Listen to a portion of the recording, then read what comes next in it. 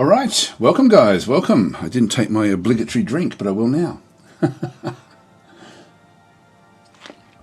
Always do that at the start of streams just to give myself 15 seconds for everything to, all the kilobits per second to sort of catch up and do all that sort of stuff. Anyway, let's get into it. Back with Distant Worlds 2, of course. We're going to continue our game, which is quite exciting where we are right now. I did actually play this on the Slytherin channel, and we sort of ended up, I think that was the last time I actually played this game, was over on their channel, and I played for about 3 hours, and I'm back at war with the Dayots. So we've had a lot of things have actually happened in that, in the last session that we actually had. Actually, maybe it was, no, I think I've played it since on this channel, where I think the last, when I was on the Slytherin channel, we ended up getting the carriers, and then I think that we ended up fighting this war last time. I think I may be wrong about that. Anyway, I'll do a summary as to where we actually are.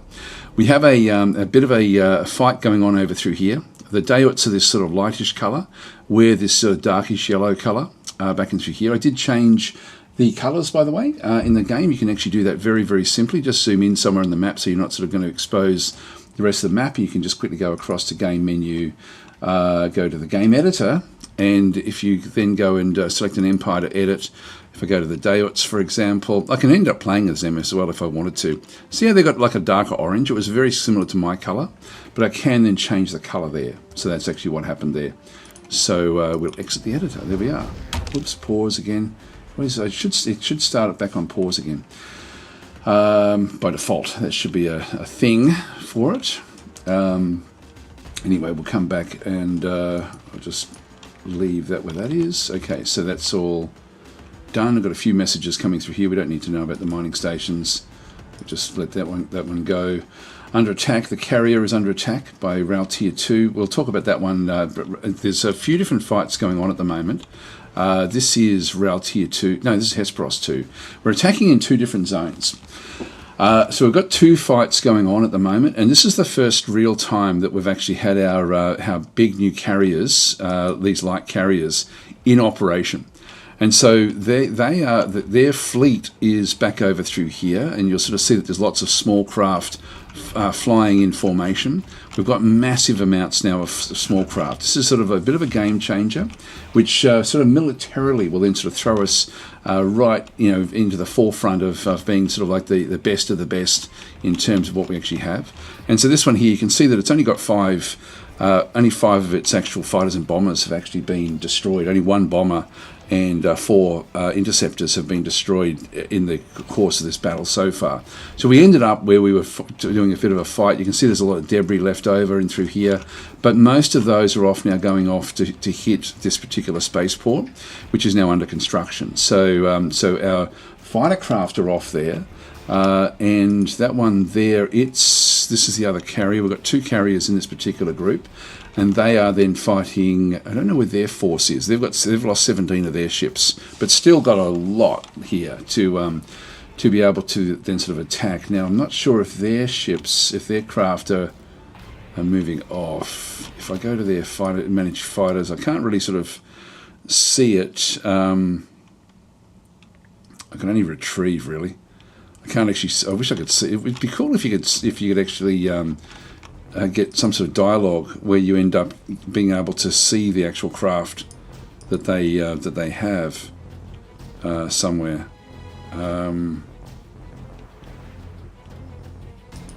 What's going on there? Wrong ship. Yeah, it'd be nice to be able to highlight the actual ships. That's it. It's fairly important to know where they are. I suspect that they're all over here, to be honest.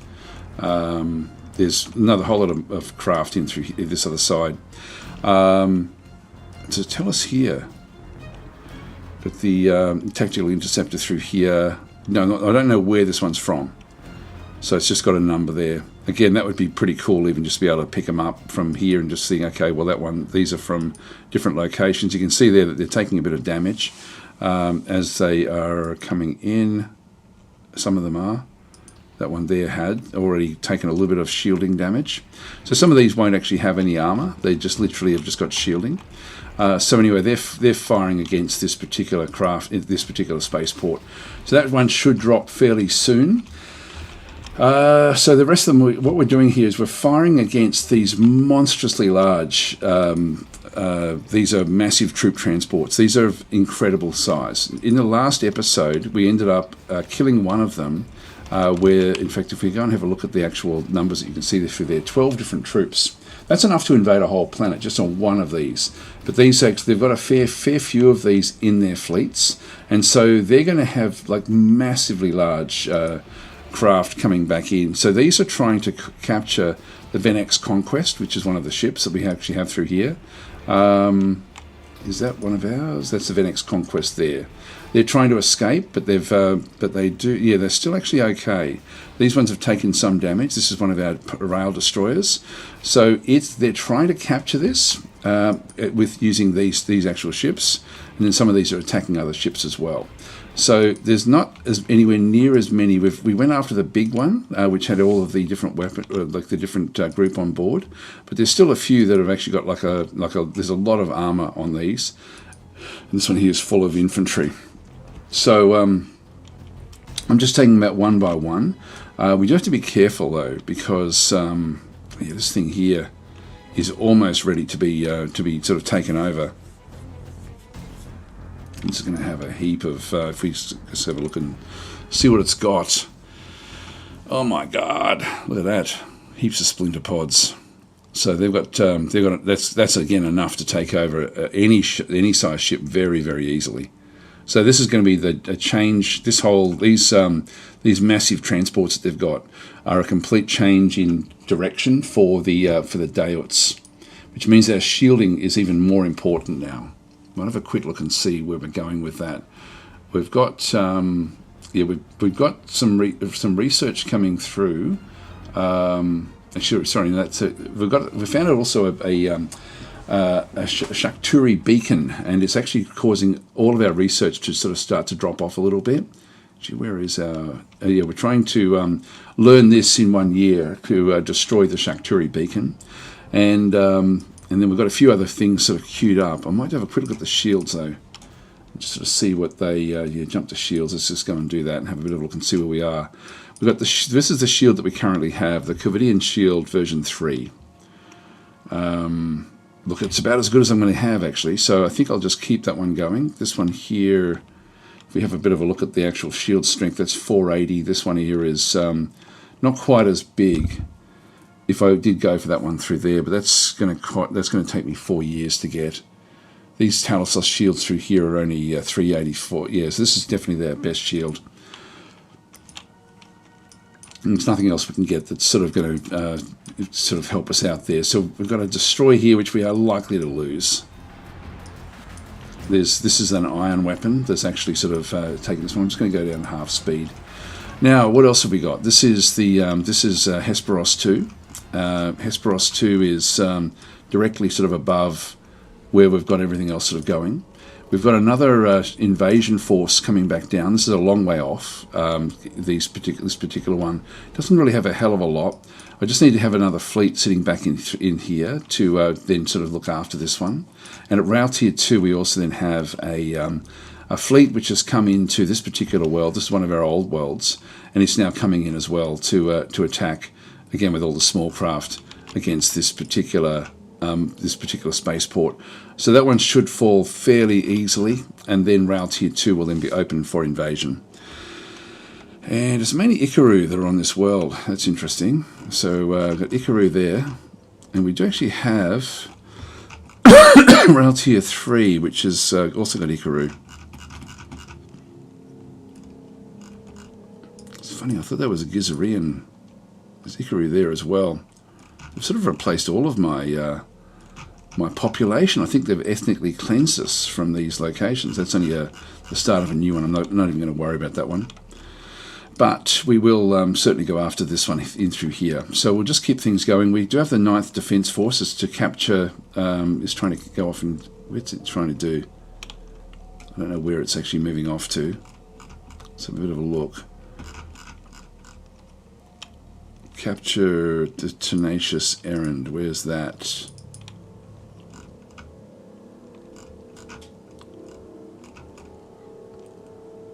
Two mining stations there. It's just a light trader. Why would I be wanting to capture that? Does not make sense.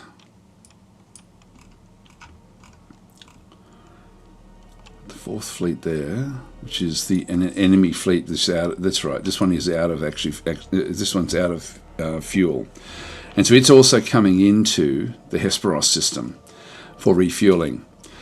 We don't have any refuelers there, so I don't think we've got any fuel sources in this particular location. What about in this one here at Hesperos? Yeah, this one here is a fuel source here, which we actually control now. So we've actually got this one here. So that's ours. I think the world itself was actually where they were going to be sort of trying to pick up. If we have a look at the resource shortages, they've got 34,000 Caslon. So they've got a heap of Caslon on this particular world. I think what we'll do is we'll just sort of keep on fighting this particular fight, see if we can get that destroyer away from there. It'll do it automatically anyway, so I can just sort of auto this particular fight. The carrier is under attack. Let's just have a bit of a look. And so it's actually now been targeted from this station. So they're going after our biggest and brightest, which are these carriers. The carriers should all have been set to, if I just go back to their tactics, cautious and cautious. Yeah, that's what we want. So that was all set to by default at the start. There's a heavy escort, which is also just coming across to attack this carrier. It's going to be difficult for them to attack the carriers.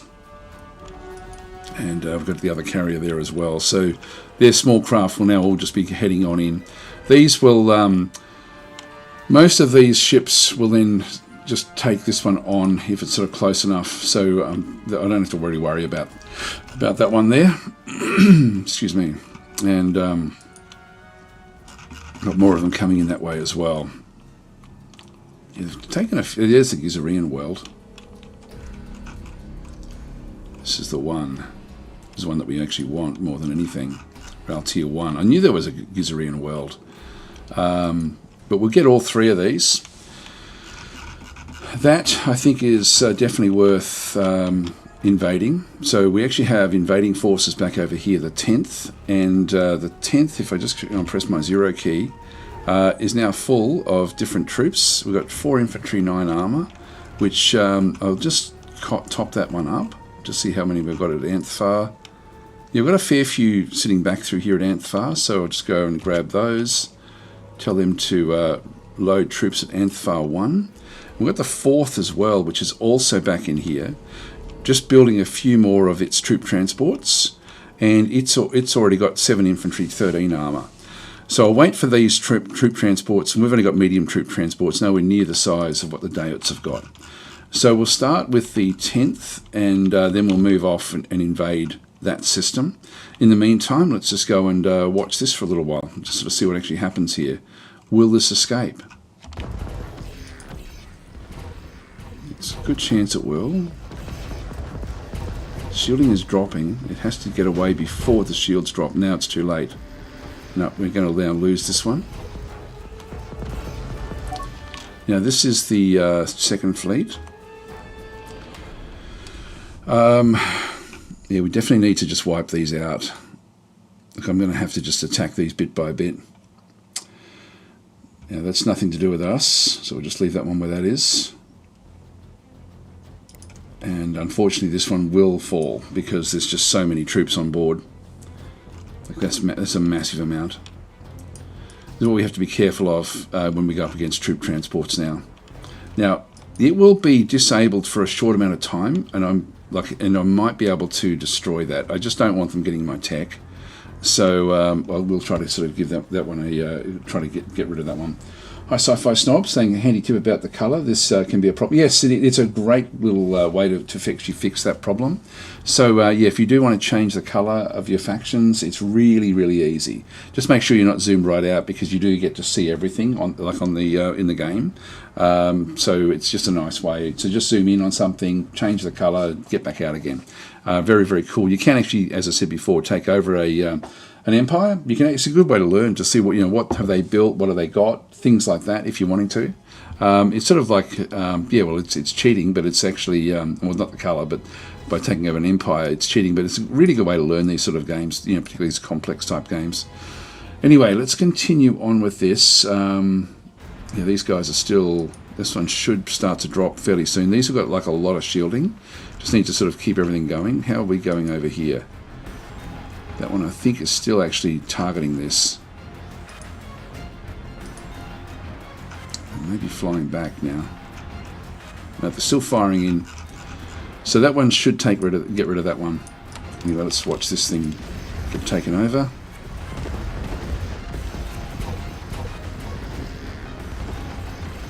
It's going to change. These are all offline. There it goes. So it's now flipped to being a Dayort ship. And can still, it's going off to retrofit at Hesperos 2. And if we just go back to this was the second fleet. I'm now going to just have to destroy this ship.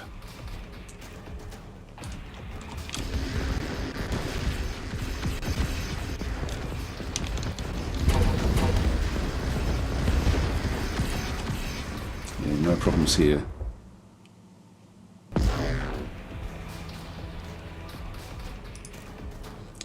It's trying to escape. It's trying to jump.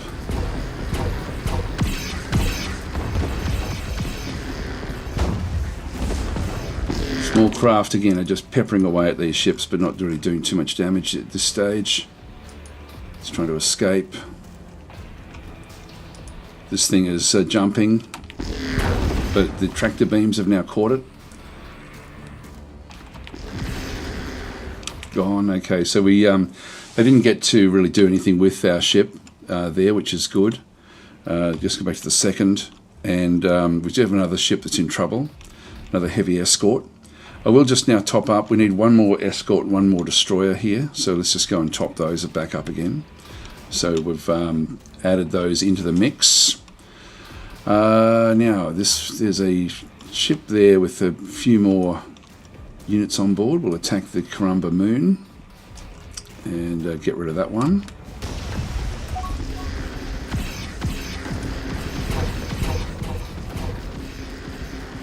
Let's go on. Second. It's trying to escape. I think they're all going to get away now.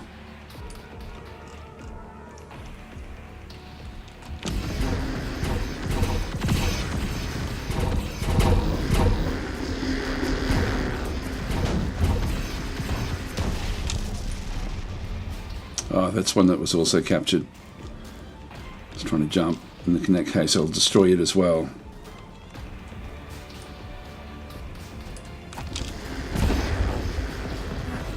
It's gone.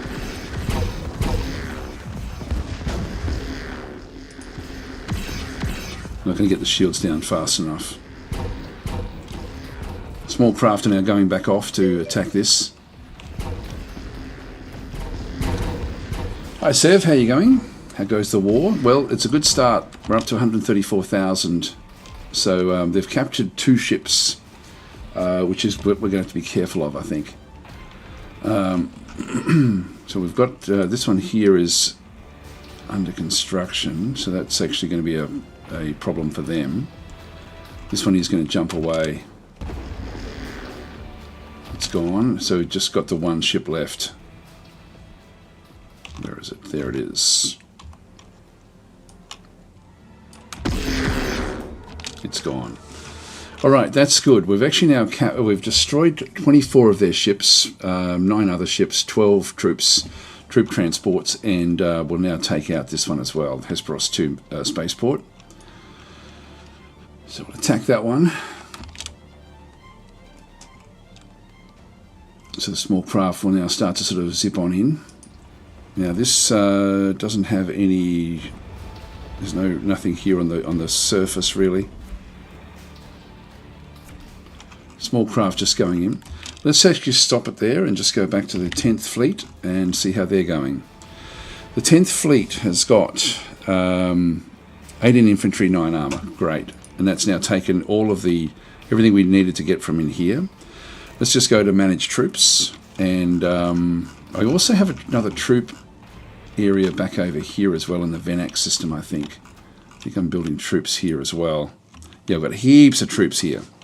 So we'll get the 11th to, the 10th to just go and pick up troops from Venax.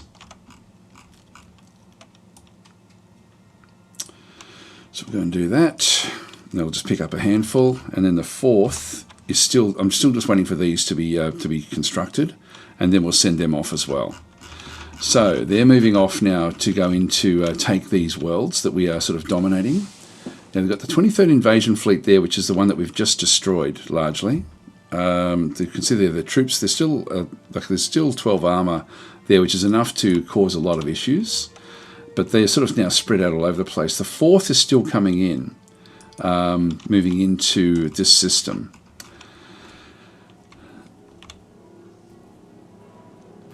Now that's the 9th Defence Force. Why are they in through here? Capture the tenacious errand.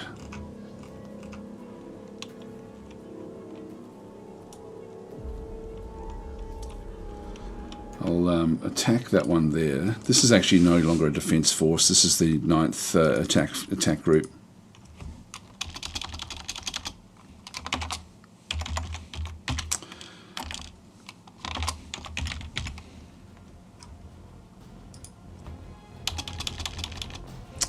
And it also has light carriers on board.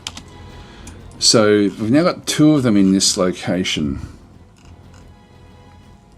to go up against the 4th Fleet here that we see is a very, very strong fleet, but it is out of fuel, which gives us a massive advantage while that's actually happening.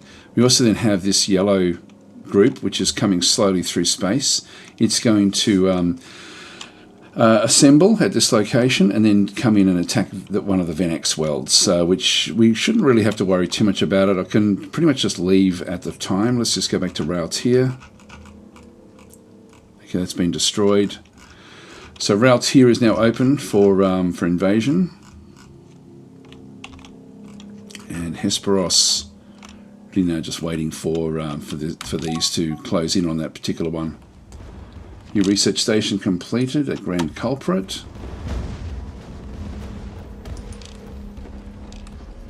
This one should be smashed. Small craft are all over the place in here.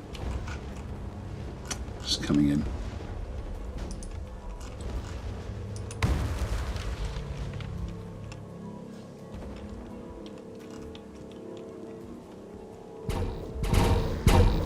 Here's the 4th Fleet coming in to try to refuel. Right, perfect timing. Okay, so we'll get the 2nd.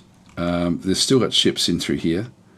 We'll just attack that one in that case. The 9th will now get to attack these ships as they come in. Okay, so the 20th Fleet, an enemy fleet of the Alara in retreat, have been detected travelling towards Hesperos 3 mining station. So if I go back and have a look, the 20th is way up over here. Don't have to worry about it. The reason we know about this, and this is one thing I love about this game, is that if you put your diplomats in the right position, meaning their homeworlds, and there's a fleet here. The 20th Fleet has just been given orders to leave the Alara Eden Retreat homeworld. But one of the people that will be sitting back in through here will be one of ours. There's our spy that's been captured. Actually, we probably really want to go and get that if we can. He was a good spy. There's Ambassador. No, that's the Dayut Ambassador. Where's our Ambassador? There he is. Dashak Clodari is actually in here just at their homeworld, and he's reporting back about the movement that's actually happening from their homeworld there. Now, so hi Stormworm and Brain Fart saying, hey Daz, hope all is well. You are running the new beta. This is the preview version, but there hasn't been an update for a long time. So a hell of a long time, actually. I know that they're doing other work, so I'm not allowed to show. I haven't even loaded in the actual the closed beta, because I won't be able to stream it once I do that. And so Sever's asking how goes the war. Going very, very well. So Sever's saying the red shirt divisions are ready. There we go. And Shake Vivid saying hi, Daz, and hey chat. Been playing around with the new Teekans on the public beta. Oh, hang on, are they on? When was that done? Hang on, interesting to see how all the other improvements to the game are. The public beta. I thought I was in the public beta. So the changes seem to be very, very big on the beta. Yeah, there would be. And Vinny Whoopsie is then saying, hello, enjoyed your taste in games over on YouTube for a while. Thank you for that. Yeah, there's so many games, so many great games have come out in this recent time. It's really, really cool. There's an open beta right now. Okay, let me have a look. What the hell is going on? I'm just going to save where I am. Not that I want to stop what I'm doing, to be honest, like in terms of this game. But I will actually exit out to desktop. We'll open up Steam. Got some more games coming. Second Son is being downloaded in. I don't know what that's like, but I'll be trying that one out over the coming days. So we've got the... where are we? There we go. Steam. And library. Sorry, I'm just going to pause that, just so it doesn't interfere too much with the frames. It didn't load in there, so if I just go back to my library of games, I'm not playing the open beta.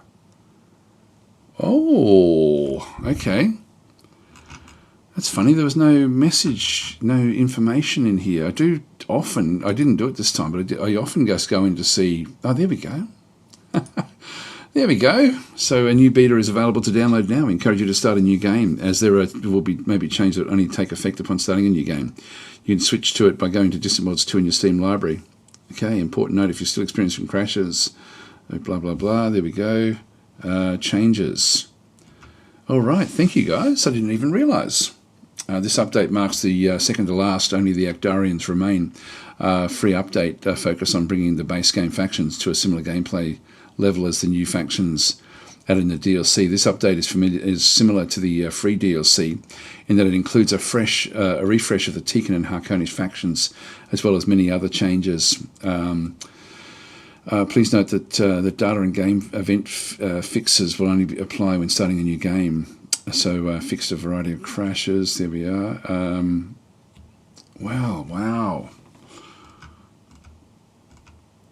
I think, guys, that actually what I might do is I'll let you guys decide. I don't know. I've actually put up a poll yesterday on my Discord channel. That was a really good way to actually to gauge what people want me to do with games. Now I'm sort of thinking, should we start a new game maybe as the Harkonish and actually give them a crack? That would be pretty cool. Let's go and because I'm now thinking, maybe even though we're at a really, really interesting stage with this particular war. Shake Vivid saying much better textures and the ship refresh is very cool. Yeah, okay. Look, I think what we'll do actually. So Vinny Vidi is saying, would you guys say Distant Worlds 2 over Distant Worlds Universe for the first time play? Absolutely, without even a doubt. It's definitely it's actually easier in a lot of ways, in many ways, but it's also much deeper in many ways as well. It's very, very different. Universe is very old. It was built, essentially it was almost like if you took Microsoft Excel and tried to make a game from that. That's sort of what Universe was like, whereas this one at least has a dedicated graphics engine, etc. So definitely Distant Worlds 2 over Distant Worlds Universe. I haven't played Universe since Distant Worlds 2 came out. Anyway, what do you think, guys? Should we... time for... Well, I can't do the YouTube and the Twitch. I can only sort of do one of them. But if I do it on my Discord, at least the people who are part of my Discord can then actually vote on it. What do you think, guys? What do you reckon? Should we... I can always come back to this. let's just go and hook that one in anyway. So we'll just go and right click, properties, and betas. There's the public beta. So it's funny, I've still got the RTOOK and Wecarus closed beta there, but I haven't actually activated the new one. So the for the pirates, which I'm sort of in, but I haven't actually started playing with that one. I don't think I'm in your Discord, says Sev. There's what's the? There should be links everywhere in YouTube and also in Twitch to to actually get into there. What I'll do is I'll have a bit of a look at this, but I might just put up another poll if you guys just don't mind. I'll just go across and open up my Discord. Where are we? Discord. And what else do we have? We've got so I'll add another one in here.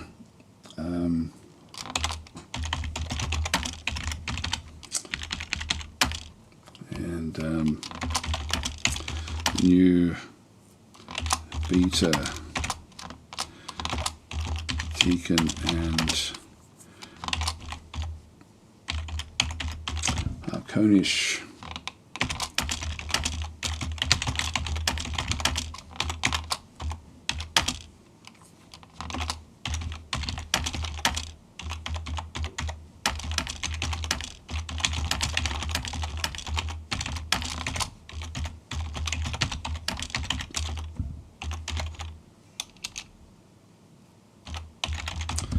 Alright, I'll just put this poll up on the Discord.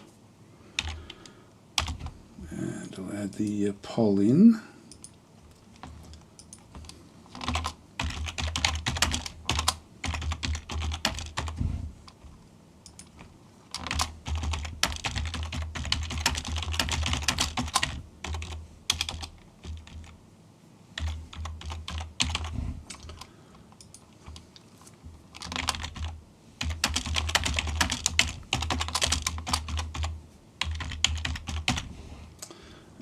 That'll do me. I'll just make this one pretty immediate. I'll make it a 24 hours, but I'll just post it in there.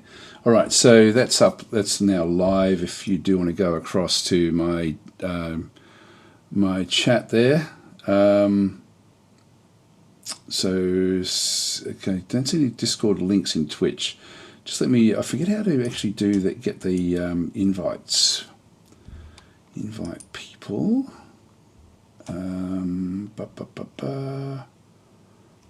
I'll send a hidden invite link to a friend. Yeah, that's not general.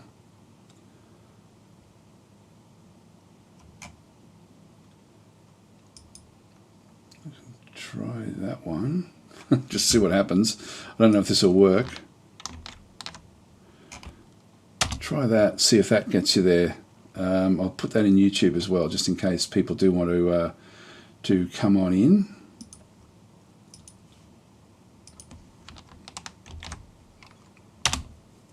There we are. See if that'll take you into the general server that I've got, and see if you and just vote away there. I think viewer-wise it would benefit your channel to show off the new changes, but yeah, like I mean, I'll be playing it within the coming days anyway, but I might as well do it now, I'm thinking, if I'm going to do it. Anyway, there's the I've got a couple of votes there. Actually, I'll just show results. There we are. Yep, so it looks like at this stage, just getting a couple of votes coming through at this stage. Anyway, there's I'll just let you guys go, because I've had one there for the Dwarf Fortress series as well, about whether we start again or not. Or how we start again, basically. Yeah, it looks like the initial runs. Let's just go and get everything else started there anyway. We've got the new beta there. Let's just go across and update Distant Worlds 2. It'll take a little bit of time, but nothing too much. So a couple of minutes.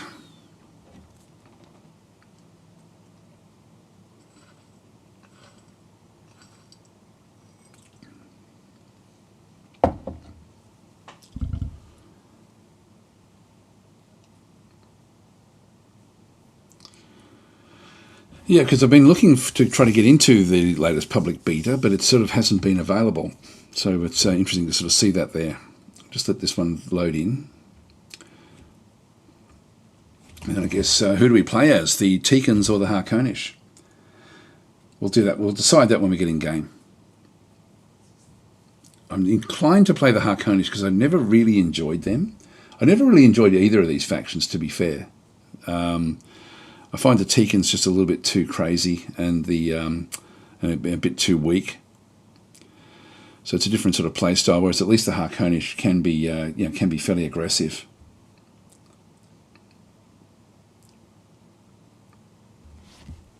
Okay, I've got a few more seconds there. And Sheikh Viv is saying Harkonish look very strong as a mercantile faction. Yeah, well, they both are mercantile. They both actually have the that ability. I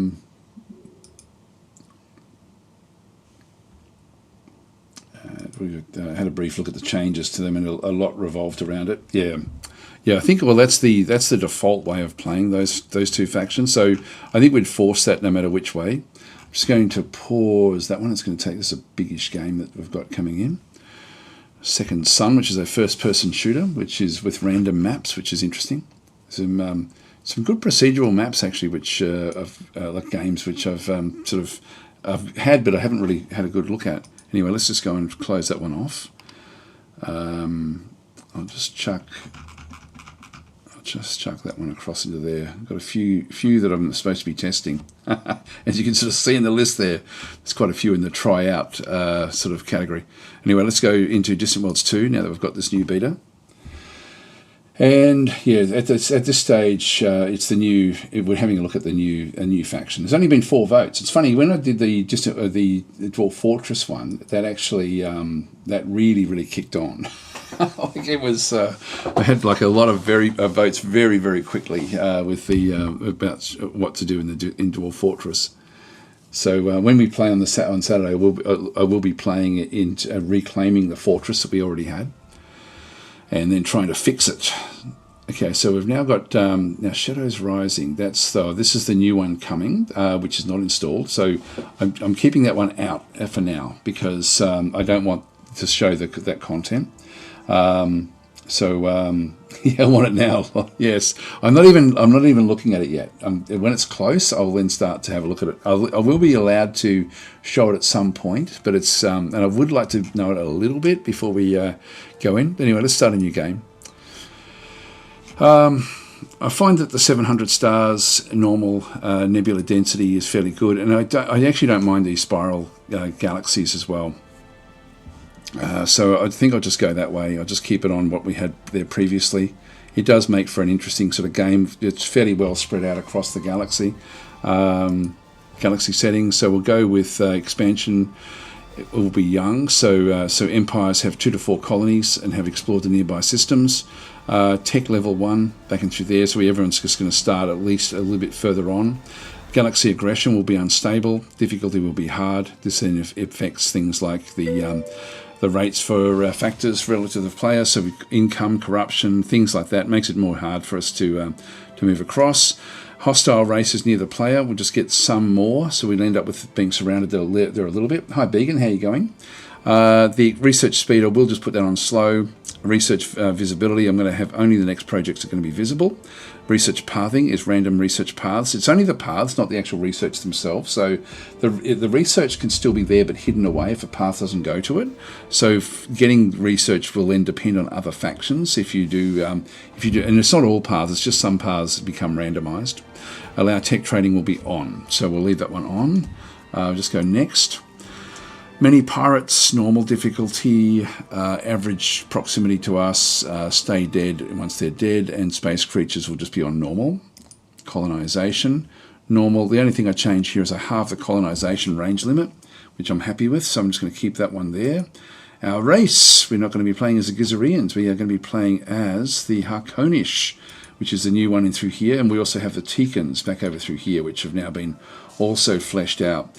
So the Harkonish are aggressive. These are a bipedal reptilian race. They have broad, flat heads, with prominent protrusions on each side. The protrusions are nasal cavities that provide the Harkonish with an unrivaled sense of smell. Harkonish are very poor eyesight, but compensate for this with their excellent sense of smell and taste. So anyway, they're quite aggressive, blah, blah, blah.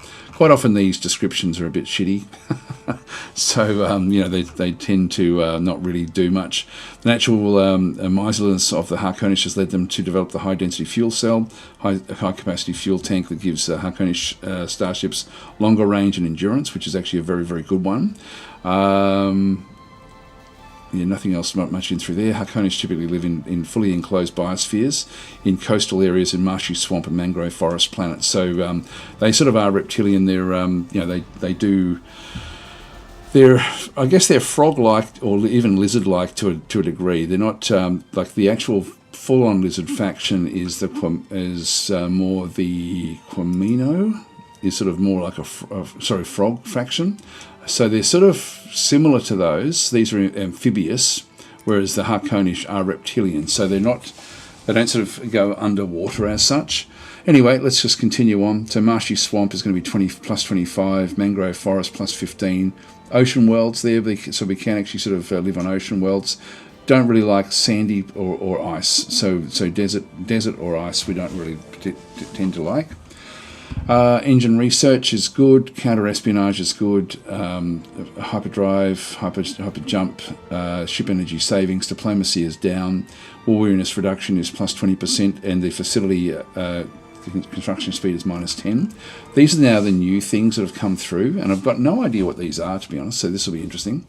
So pretentious design. All ships and base hulls use 20% more resources and cost 10% more to build. Planetary facilities are 10% slower to build. So we actually take more care in our design. So things do cost us more to actually to produce.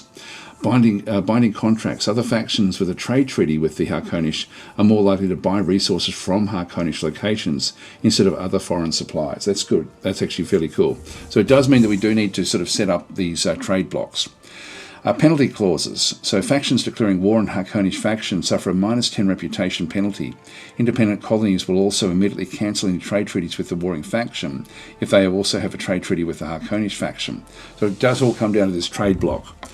Account with 3 C's. This is account confiscation with 3 C's, so it's really important. When a faction declares war on the Harkonish, the Harkonish faction will immediately take bonus income equal to all trade with the warring faction over the previous year. So depending on how big that is, that could be probably not going to be all that much, even though it does have the extra C in account. Hi Eric, how are you going? Actually, there we go. I just saw a bug. A typo right there in account. So yeah. So this is hi, welcome. So if you guys aren't aware, Eric is sort of like one of the developers on Distant Worlds 2, and done a great job over the years. Just with the with the development of the actual game itself. So anyway, that's if you've got any questions, Eric's the best person to actually ask what's going on there. Okay, so we've got the where did we get up to? The superior design. Each time a Harkonish specific research project is completed, gain a plus 5 empire-wide happiness bonus. That's good. So that's only for Harkonish specific research. Interesting. And that actually applies for 2 years. Happiness in the game is really. If you like, I know that this is a complex game, but the game itself is actually really happiness dictates pretty much everything in the game. Like it's sort of in terms of your economy. So it is controlled through happiness. Your economy is controlled through happiness. So the more happiness you get, and actually the luxury resources ultimately actually affect the happiness of your worlds, which then impact your taxation. So it allows you to get more money the more happy you are. So when I see happiness, I'm always thinking of money. I'm getting more money when I've got more happiness. So exploit loopholes. So Harkonish a faction may choose to exploit a trade treaty with another faction by taking money directly from the other faction. Up to 30,000 credits for standard empires, up to 15,000 credits for independent colonies. However, this action will cause the other faction to immediately cancel a trade treaty and will harm a reputation. Economic boost. Creative accounting boosts empire income by 10% for 5 years. Or later, it also triggers growing corruption throughout all the colonies. It lasts for 5 years. Can be initiated at one colony every 8 years. Okay, so again, a bit of a double-edged sword. Corruption is the opposite in terms of that's how you then lose money. So so that sort of is a bit of a problem. I should actually rename this stream that I'm doing, guys. Yeah, this is going to be a bit of a complex, a bit of an awkward one now, because I've already played a little bit of the Gizarian one before we started this one. So xenophobic riots can be initiated at any colony to immediately reduce non-Harkonish populations by 25% of the colony. The colony also gains +10 happiness for 5 years and has reduced migration for 10 years. So xenophobic riots, okay, that's interesting. Harkonish faction will also suffers a -10 reputation, so it does affect their reputation. Unique leader trait, so hard bargainer. So again, it's going to be trade, xenophile. So again, that's interesting. So xenophile, -5% colony happiness, -5% counter espionage. So that's a negative. Unique sinus traits, so +5 armor. Construction, that's cool actually, so there's a lot of stuff in through there.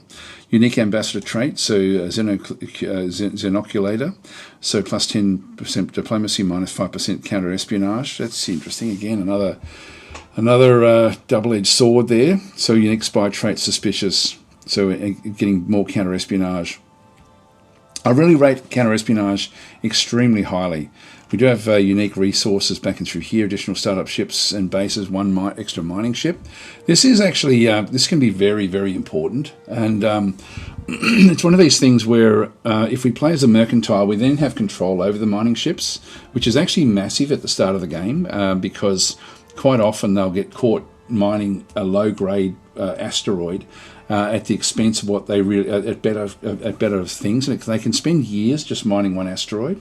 So that actually that's actually a cool way for us to start the game. We get early beam weapons, earlier area weapons, ground combat, and tractor beams. Okay, so tractor beams are a big part of what we do. We get the gravitic pulse, the hyper deny, which is actually really, really cool, but that's late game. The deal breaker beam is a fantastic weapon, so can't wait to get hold of that one. Vortex bomb, the mega density fuel cell, and the starfield generator. So they've got some really, really good tech. Disallowed tech are sort of essentially the standard versions of those. Race victory conditions. Earn the highest amount of trade income in the galaxy. Control one location, supplying high value, so Loris fruit, Caribbean spices, Intabia fluid. So we should be able to achieve that if we can expand. Preferred governments is the Mercantile Guild, so we'll definitely go that way. And the allowed governments, we have a fairly broad mix of allowed governments. The additional intelligence missions, we've got character defection, we've got destroy facility and infect colony with plague. So a fair few of the factions have got that. Our infantry here is actually reasonably strong. So this is actually about just a shade above average, I think. And the most liked races, this is actually another thing. I really wish that this was not done this way. I wish it was just a full list of all the factions showing just the actual what they think of them. So we even dislike our own, because essentially what have we got there? We've got almost a full kit here anyway. Sort of going back through what we've got. So the Boscar and Daod are the ones we hate the most, followed by the Mortlan and Gizarians. But then, are there any there that are -50? Like that should just be one big long list in reality. And in fact, what it would be even better there would be to actually know what the opposite is. So to have what we think of them, and then have another column with what they think of us. I think that would actually be really, really useful. So sort of like I've always felt that this is just not all that helpful, depending on which faction you're playing. So there we go, Eric. There's another little thing that every time I see that, I always think, why is it done that way? It's just not. It's not a helpful presentation there. But it would be nice to know what they think. For example, the Boscara don't really like us. Like I think we like them more than they like us. For example, if I go to Boscara and have a look at their list, actually we're not even going to show because they've only got -100, so we don't know what they think of us. Coming back the other way. If I go to, who else would actually have, maybe the Teekans might have a longish grouping through there as well. See, they only have -50, so even us, we're somewhere in between that little grouping in through there. Yes, Eric's madly answering questions there for people, which is great. So thanks, Eric. So Eric's saying the Vortex bomb is new. The others were updated, expanded a bit. Okay, that's cool. Anyway, let's go back to our Harkonish. We'll just go next. I'm just going to be playing, now this is getting ready, of course, guys. We've got disable for future expansion. So we do have the refugee fleet of the Standard Empire. So Shadow Rising will possibly be another one of these. I would imagine. So play as the Standard Empire, so we'll just go that way. Next is your Empire and Government. So I'm going to actually choose Mercantile Guild here rather than just going random. So I can actually just go and, well, it's already been selected for me. So the government we will go with just allowed by our faction. Mercantile Guild also gets our counter-espionage down. So it sort of becomes now 0, a net sum of 0 for us in through there. Diplomacy goes up. All research goes up, which is great. So construction research goes up as well. Colony happiness is just non-normal. The colony corruption reduction is actually less. So that's worse. So we have more corruption. Mining and ship savings, facility maintenance, trade income goes up by 30%, and colony. So trade becomes very, very important. Special abilities, so this is actually just for the Mercantile Guild. Command and control mining ships. This is actually, as I said before, huge for the starts if you are playing one of these Mercantile Guild factions. It doesn't seem like much, but it actually really can help a lot with just getting exactly what you do need. So that's actually really, really important. Restricted trade agreement bonus. So we get a bit of a bonus there for like the bonus annual income. This is actually really quite nice. So we've got the restricted, limited, and free trade agreement bonus. We get a bonus to our money coming in that way. And typically the term 40 years through election, and it's actually a mild positive when we do actually have an election. So, and then it's just appointment of any character in what we actually have.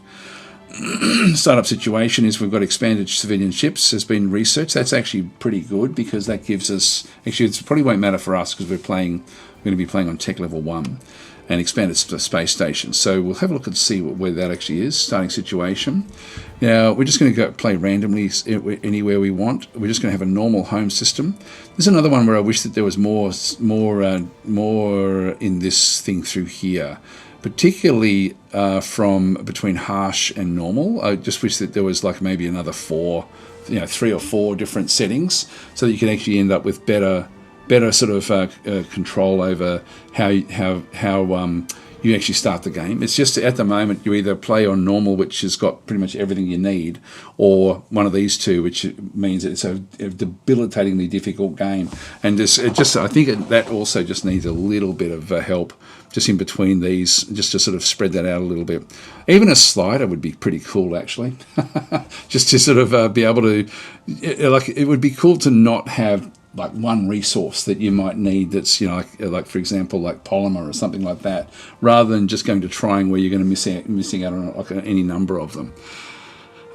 So home system critical resource, this is good. So we've got this whether to ensure a supply of critical resources. I'm going to just keep that one where that is, that's fine. Expansion, how many colonies you have. I'm just going to go young there again as well. So we'll start off with same as the AI. Level 1 and just starting location random. There we are. So the homeworld situation either with a moon or with a moon at a gas giant. So we can just go random. And so if we start off at a gas giant, quite often that will be your source of fuel as well. But anyway, we'll just go random there. Other empires. Now I'm just going to play with 14 empires. I'll just have them random. So we'll just let them come in. Victory conditions, I'm just going to keep them on. Now I've got the victory threshold is only 60%. I'll keep it there, I think. I'll keep it there. This can be interesting to see how that one actually does work. That should be okay. The more you push it back this way, the earlier the game will end. And I think in the last one I had on 70, I thought. I may be wrong about that. I'm just going to grab myself a drink of water. Be right back.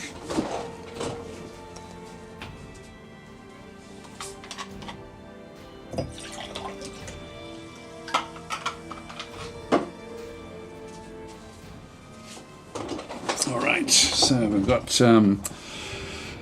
And the Shakturi storyline, I'll leave it on, but very, very late. If you do turn it off, you can then sort of create federations within the game. Otherwise, the federations are sort of like left for the Shakturi events. So I'll leave all those where they actually are. We'll leave all of these. Is there any of these we want to turn off?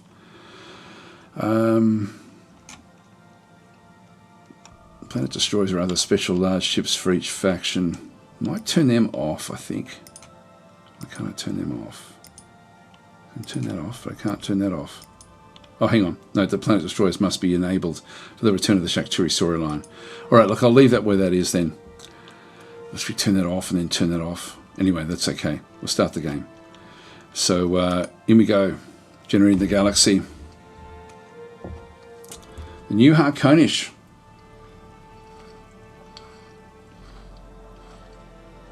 Yeah, Shake Vividson saying, cool being able to manually control your mining ships and really focus down on specific resources. Software Snob saying, I'm really enjoying Double Ring Galaxy. Yeah, that can be good with the no man's land between them. And Red Cars is saying, always wanted to get into distant worlds, but the initial learning curve makes me hesitate. This is actually a very common statement. It's actually, I'll go through and treat this as a bit of a tutorial. And I haven't played with these new Harkonish before. In fact, I hardly played with the Harkonish anyway. So I'll just go through what I do at the start of a game, and we'll just go from there. So anyway, we've just got our start there. We'll just get started. This is a nice little position for us. Got 3 billion on this world. And we do start off paused, which is good. So on this screen, I'm just going to wind up. Sorry, just that's the message log. How do I stop that? All messages. There we go. So we'll just clean that one up.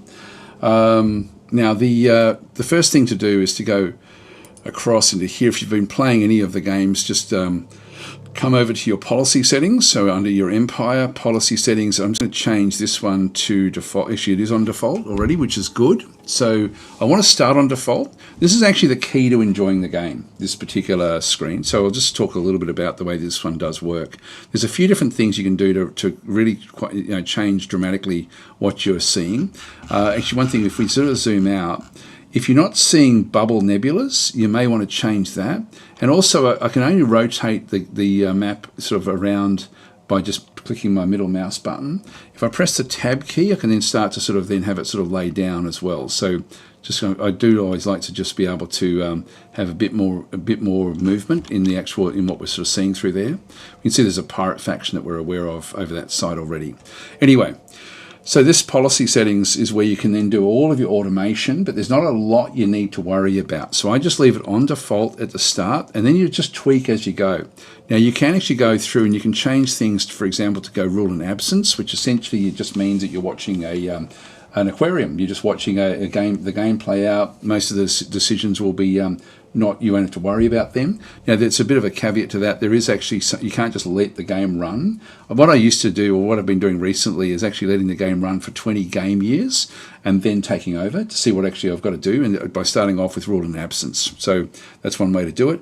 But essentially, you don't want to be going to expert, none. There's no real good reason to do that. But in terms of making the game, it's not like any other Space 4X where you're rushing to try to capture territory or do anything like that. It really isn't, and I think that's the other mindset that people actually go into this one with the wrong sort of impression as to what they should be doing.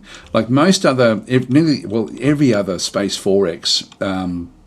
You're going to be very quickly trying to get around, finding what colony can I get? If I don't get a colony within the first, X number of years in the gameplay, I'm going to lose the game. You know what I mean? Like that's out of the window. It really doesn't matter. So Dank Penguin is saying, will you put your Distant Worlds 2 live streams in playlists on YouTube? Yeah, this one now, I'm a bit confused about this one because I've actually now started off with the Gizarians before I did this one. I've been asked that before actually, and I should actually try to do that if I can. I do also play a little bit on the on Slytherin channel, but I can always upload those as well to keep like a playlist. I should do that actually. It's a good suggestion. So thank you for that. Anyway, so so with the start of it, it really comes down to what do you like to do. If you don't like, if you just want to be sort of just injecting yourself as things happen, you can do that one. One thing I do find a little bit confusing is like if suddenly your ships start to do things you didn't ask them to do, it can be because they're already automated. And so what I tend to do is I tend to leave everything on the default at this point in time. And most of this means that there'll be suggestions, and I've still got to say yes or no to the suggestions. But these become annoying at a certain point. And so, for example, like there will be down, as we have a bit of a look through these different things, there'll be ship construction and base construction. So quite often, one of the first things I'll change as the AI keeps on bugging me about building bases or building ships, I tend to make ship construction manual at that point because I don't want to be bugged about it. And I tend to make base construction automated at that point as well. You also have a setting here, suggest and execute, where essentially it will make the suggestion and you can say no, and then it will, and if you don't say no, it will just build it anyway. So you do actually have that sort of midpoint there as well. This one here, you've got to say yes to actually go and construct them. But I do like to know what they're suggesting initially, but then make my own mind up. So most of these I would just keep on, and even though research is on automated, it still means that you can go in and change. So I tend not, I keep it on automated just in case I forget to actually queue up my own research. But if I do forget, it'll keep on researching. If I don't, it'll do whatever I tell it to do, which is actually fairly cool. So then we've got different things like most of these things will be just on suggestions. All the intelligence missions are on automated, for example. There's a lot of stuff in here. But the one thing that I do like to actually do manually myself is my ships. I like to I don't want to design them all, so I don't want to be going down to upgrade fleet templates. I want that automated. But if I can then override certain templates, so think of this as a very broad, like a very rough tuning of how you want the gameplay to go. So fleet ship management, I want to do that one myself. Defense fleet postures, I want to do that by myself. The attack fleet postures, I want to do that myself, and fleet formation. So these are this is new actually. These have been split up.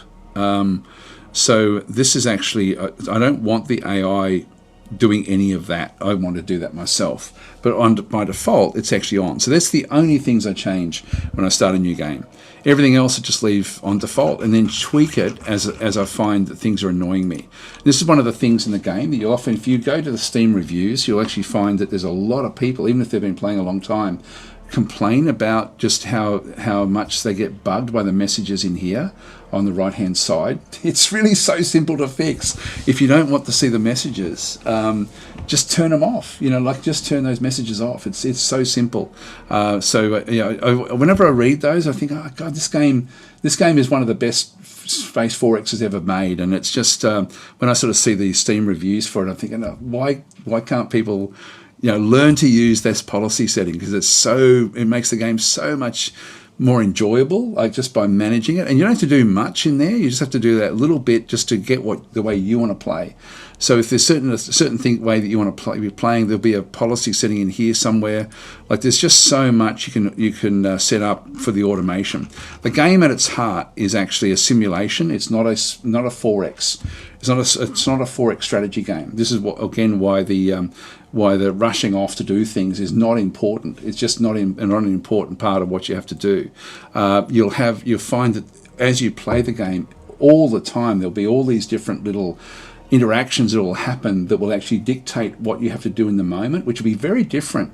For example, having a pirate faction out through here, depending on who they are and what they do, that could be a major threat or a major opportunity. We just don't know yet. So as that one arrives, that will then dictate how we play that portion of the game. So there's an awful lot that does go on. I do have a little bit of a house rule, which is that if a pirate faction is not of my own faction, then I don't actually I won't engage with it.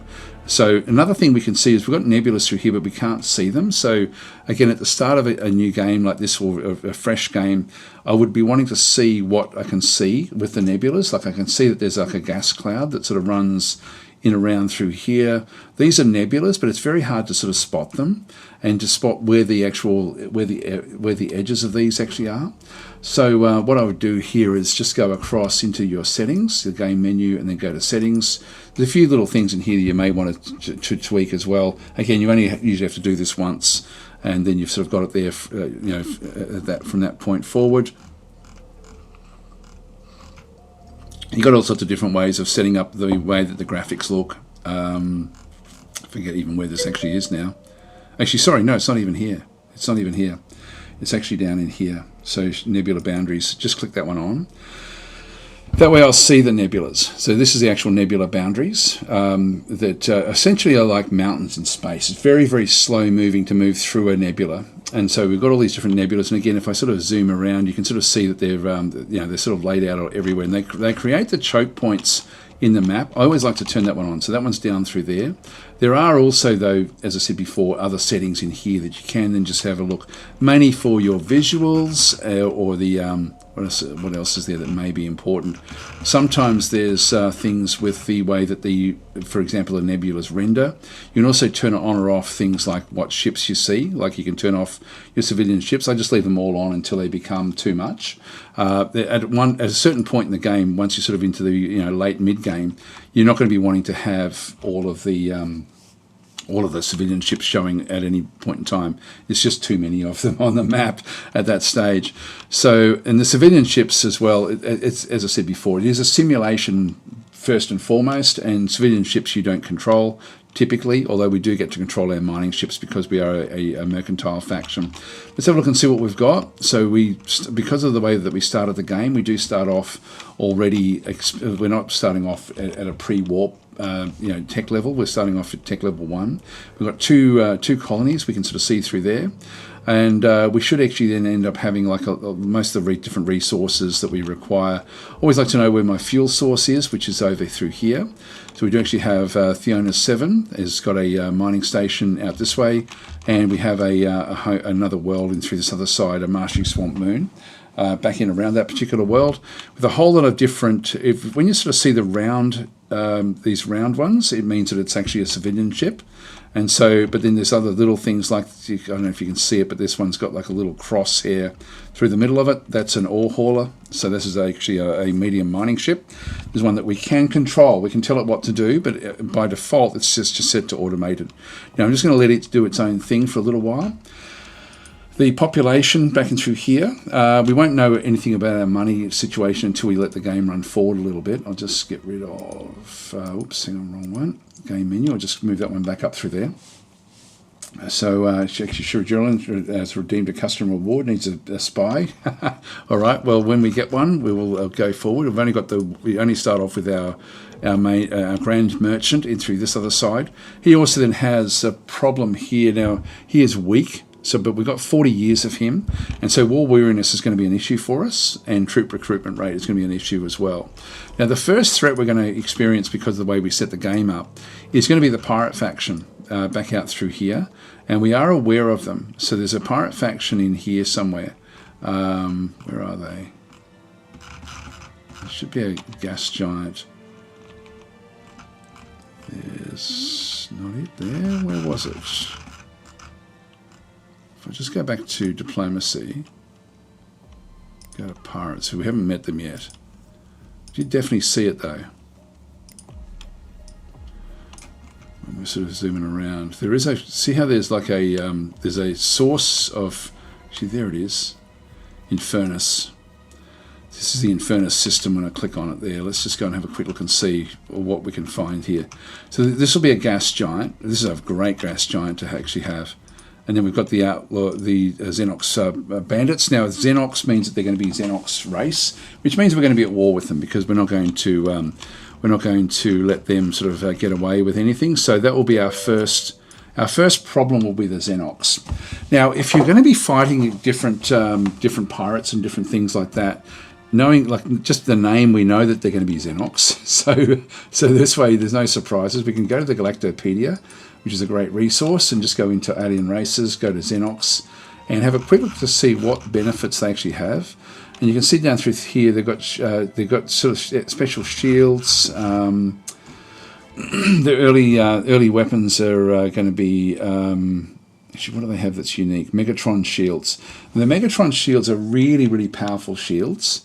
So I would love to get hold of them if I could. And so I'm thinking now, if there's Xenox there with those shields, I want those shields. So what I'm going to try to do is capture their ships rather than blow them up. I can still get some tech by not blowing them up, but I get more by capturing. So what we're going to be trying to do is actually design an initial fleet to capture pirate ships. And we're only going to be able to focus on one pirate ship at a time. And we're going to need either 4 or 5 ships really to be able to do that. So let's have a quick look. And so this is, again, something you don't have to go and do. If we have a quick look at our ships, this is actually the military tab. And if we click on that one and then have a look, we don't have any military ships at all. So we've got a blank slate. So we can sort of start from scratch. We have 38,000 in cash, so this is before we unpause. I want to sort of start to build, and we also have limited resources on our homeworld. So we do actually have a spaceport back over through here, and we do actually have some resource shortages back in through here. So Caslon is a resource shortage, and steel is a resource shortage. So we're going to be needing to get more of those, but this is actually what we have on hand. I want to be making use of the cash and the resources to build my initial fleet. So let's go, and this is again something you don't have to do, but I really enjoy this part of the game. I'm just going to go into ship designs. Now this is where I wish again the game would actually remember what you actually set up. So I always like to click on roll, just so all my escorts are together, the frigates together. Quite often you can tell a lot about a faction by looking at their frigate designs, just natively, to sort of see what bonuses they actually get compared to other factions. If you start different games as different groups, you will then sort of see the actual the difference between the ships. And so it's been a while since I've played the Harkonish, and so we can just go into frigate. I can just go to edit, and so this is what we end up having.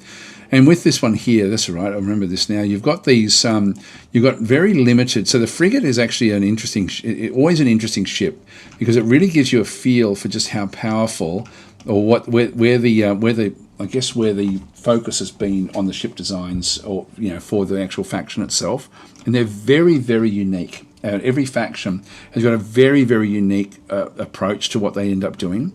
So when we have a look at this one, we can see I'm not so scared so much, or not concerned so much with what they do, but we've got 2 large sort of mounts on either side. So the 120 means a large. There's another problem I have with the game, is when you're trying to evaluate from the information panel, it only has small, and large. It doesn't have the medium slot. But we've got one small in the top there. So we've got one small there, which has got a field of view of 360 degrees. So this is actually really ideal for a point defense weapon, which is what we have in through this other side. And then the Thilon beam in through here, these are just going to be sort of beam weapons that are sort of now on the other side. What we want to do is get our deal breaker beams onto there, but we don't actually have those. We haven't actually been able to research them yet. So, but ultimately, the frigate has just got broadside weapons that can fire to the front and can fire behind, but can only really, so we're going to be either going frontal or rear, and this one can fire at 360 degrees. So again, the fields of fire is really, really quite interesting.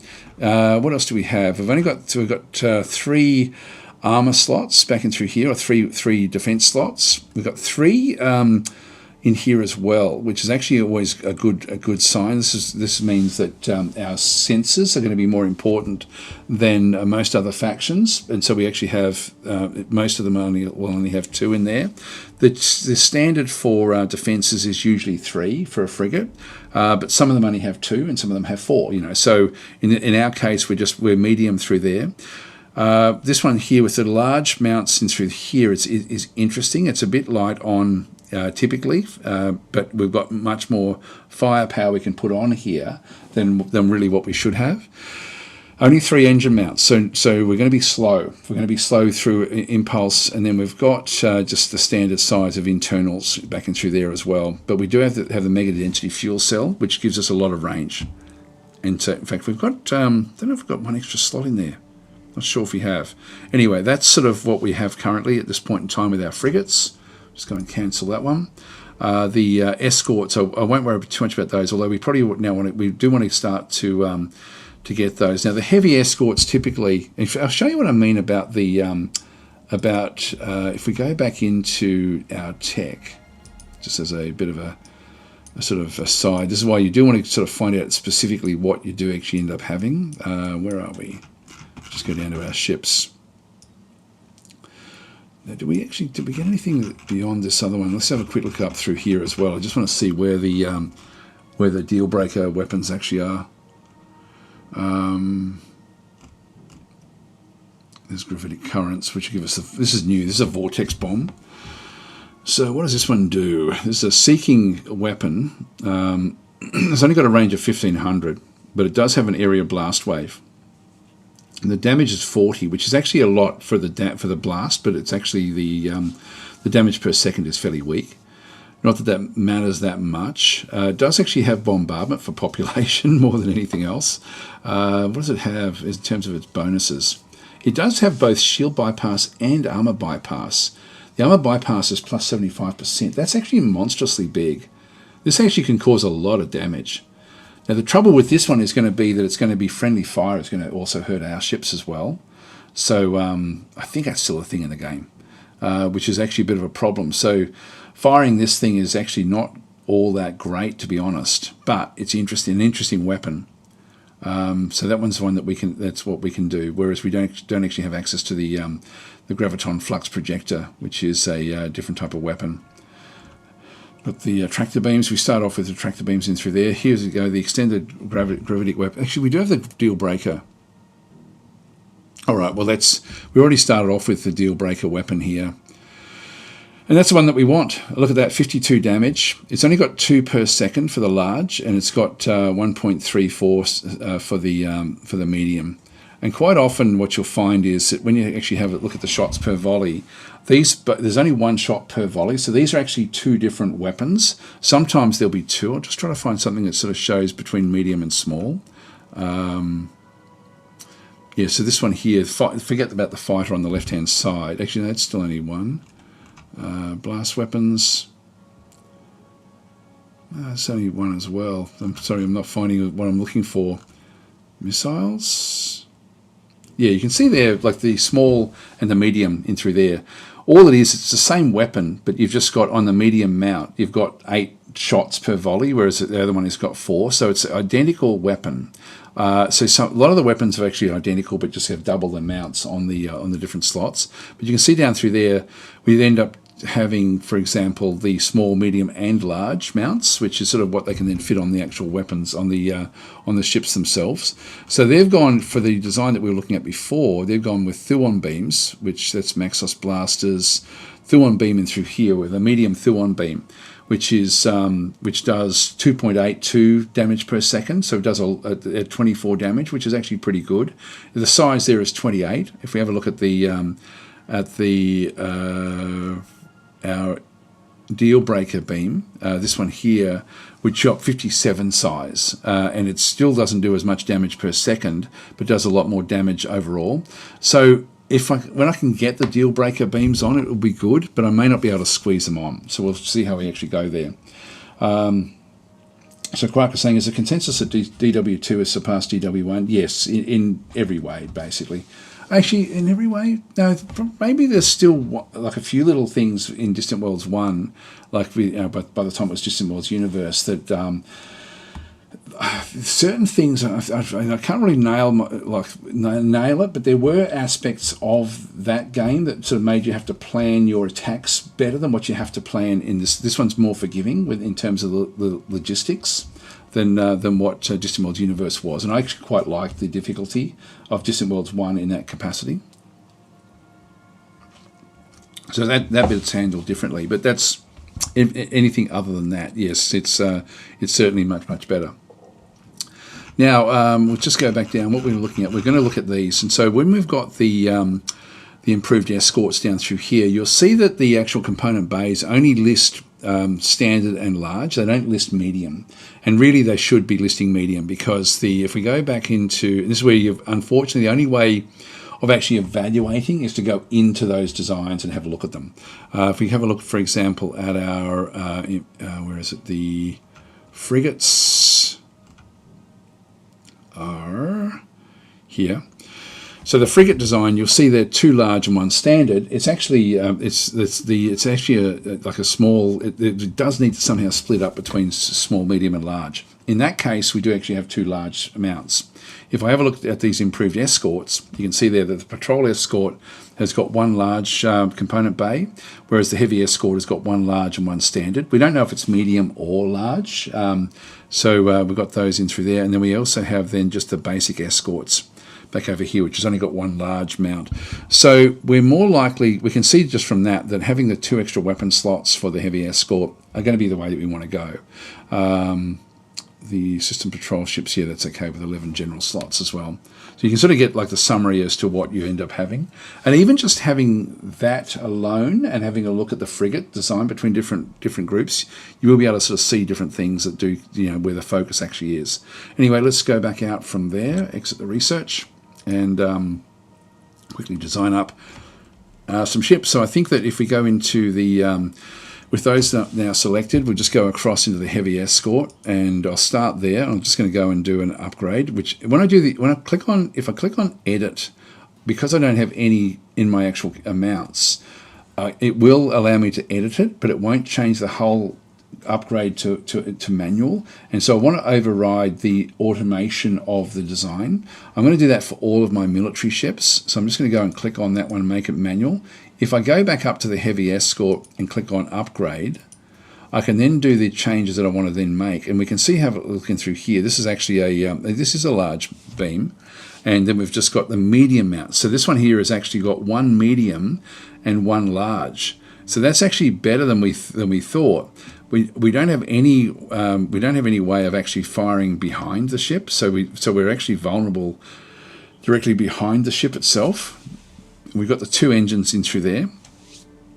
So in this case, I'm happy to keep the sentinel beam at the back there. Like, that's not really a problem at all. But that's actually a medium mount. It's not a small mount. So again, it's misleading when you do look at those summaries. I sort of wish that there was a way to fix those up as well. Just it makes it a little bit more difficult. You can see we've only got two sensors on this particular one, and only two in through here. Deflection shield generator is fine. So we've just got our shields and our standard armor there as well. Thuon beam may be all we can really do there, although we do have a bit more space. The 391 is actually fairly good. So let's just go back and so with our Sentinel with our Thuon beam, I'm just going to right click on that one. Now this is actually again where the game is a little bit. It can be a bit confusing when you've got so much, particularly as you start to research. So the way that I like to filter it, and again I wish the game would remember this, is that you've got the latest per category and family. This is actually the filtering. So the first one is filtering. So latest per category and family is going to then just only show what I've got in my most recent tech in whichever category it's in and whichever family it's in. And then sorting is actually the order that it then shows. And so the way I like to do this one is the bay type, the category, the family, and then the size. So that's going to be the way it then sorts out all of the stuff. And again, it doesn't remember this from session to session, and I wish it would, just so you don't have to sort of think about it. But when we come down, we end up with ultimately a more digestible list of things we can then go and do. Now we do actually have the deal breaker beam. We've got a medium deal breaker beam in there. There's the deal breaker large beam down this way and through here. Now this is considered a standoff weapon, whereas the medium is considered a close-in weapon. It's interesting that they've been defined in different areas there, I guess they're different families really of what you do. So the WINs are interceptors, and the Sentinel multi-beam is very, very good. But in this case, I think we'll go with the deal breaker at 57. So it's a lot more. Let's just go and throw that on and just see what it does. And it takes us over by 5. But I think I'm going to keep it there. If I have that one selected and then go back up to the Thuon beam, the medium Thuon beam that we actually had there, we can then sort of see the difference between them. And so the deal breaker beam does like double the damage really, like when it actually does hit. So maybe I'll just talk a little bit about what all these things mean, because these actually, like when you're designing your ships to go up after as somebody, now we know we're going to have to go through shielding at a very, very high rate, so it's going to be fairly important. So we need something that can bypass shields as much as possible. And so in this case, we've got 52 damage when this big beam hits, so which is a lot of damage. And so we end up with the difference between that is that the Thuon beam. Actually, I might do it from the opposite. If I click on that one and then hover over the deal breaker, then we can sort of see the bonuses there that we have. So we're getting plus 28 with the deal breaker beam there.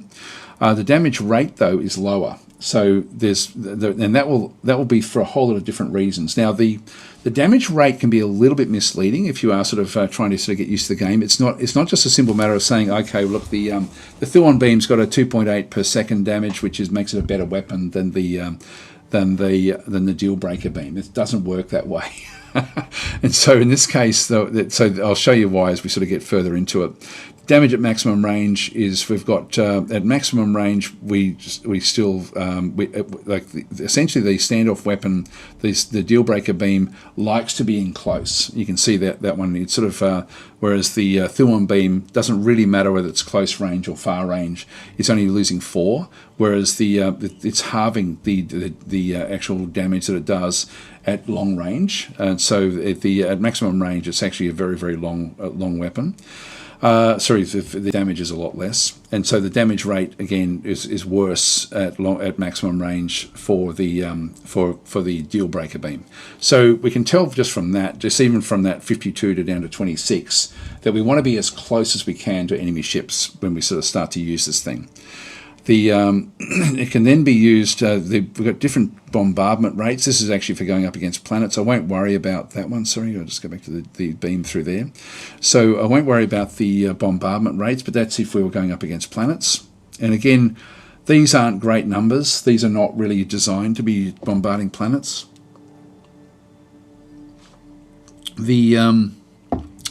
In this case, the weapon countermeasures are the same. The weapon targeting, this is sort of like what it's likely to be trying to hit when it actually is firing at other ships. In this case, the deal breaker beam is not as accurate, so we've got less option for hitting other weapons. Point blank accuracy is lower, so we end up with lower accuracy, which also then impacts the damage rate. So we have essentially point blank 88 versus 72, so there's much higher chance of missing with the deal breaker beam. So that impacts our damage per second. The range is higher for the deal breaker beam, so we can start firing at longer range. The damage fall off is much higher again at 30% per 1,000, which is why we get down to 26 damage at maximum range. So it sort of loses power quickly over time. So we want to be as close as possible.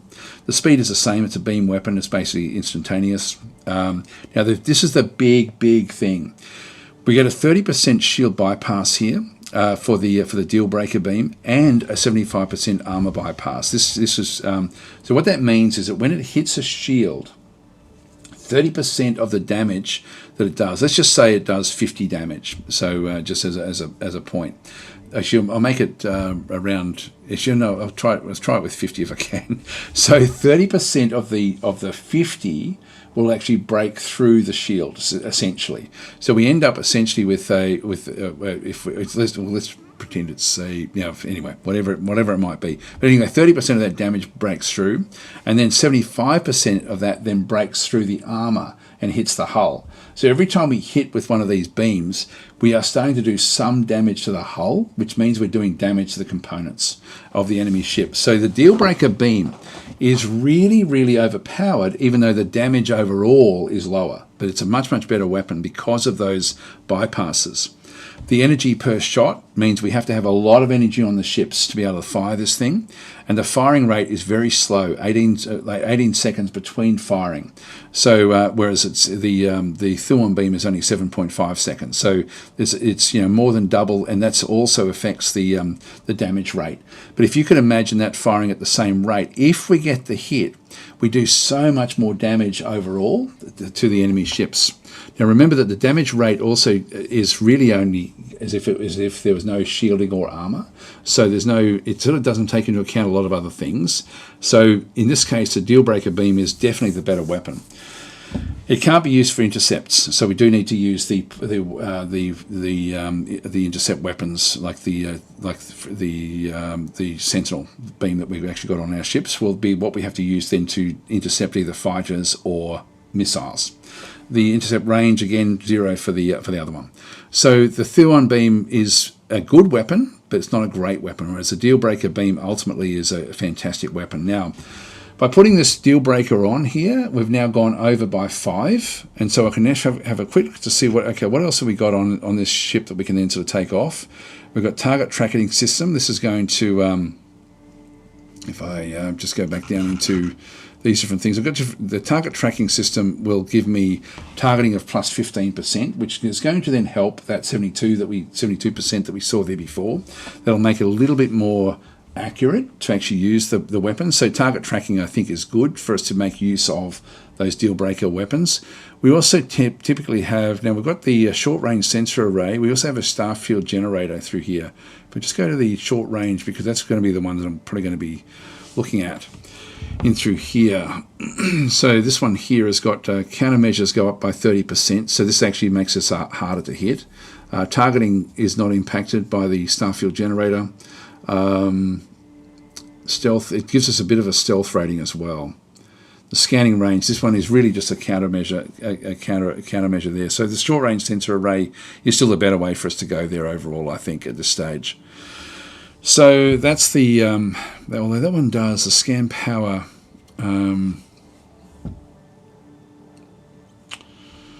If I'm going to be going in with frigates, and we've got 3, I don't need to have the short range sensor, but I then chew up another 5 if I go for the star field generator. I might throw that in there, which will give me better countermeasures overall. Excuse me, but we're now 10 over. So we need to now get rid of 10. Now, I notice that there's 4 mega density fuel cells. This is overkill for what we need. Let's have a look down on this group now to see what we've actually got that we need to then go and do. Now, we'll see different things with the hull, like the heavy escort has got a reactive rating of 3. This is another thing to take into account when you're looking at damage. If we have a look, for example, at a railgun, the railgun, I think there's another one here where there's 2 shots per volley, so it's the same weapon. There's just 2 of them on the medium mount.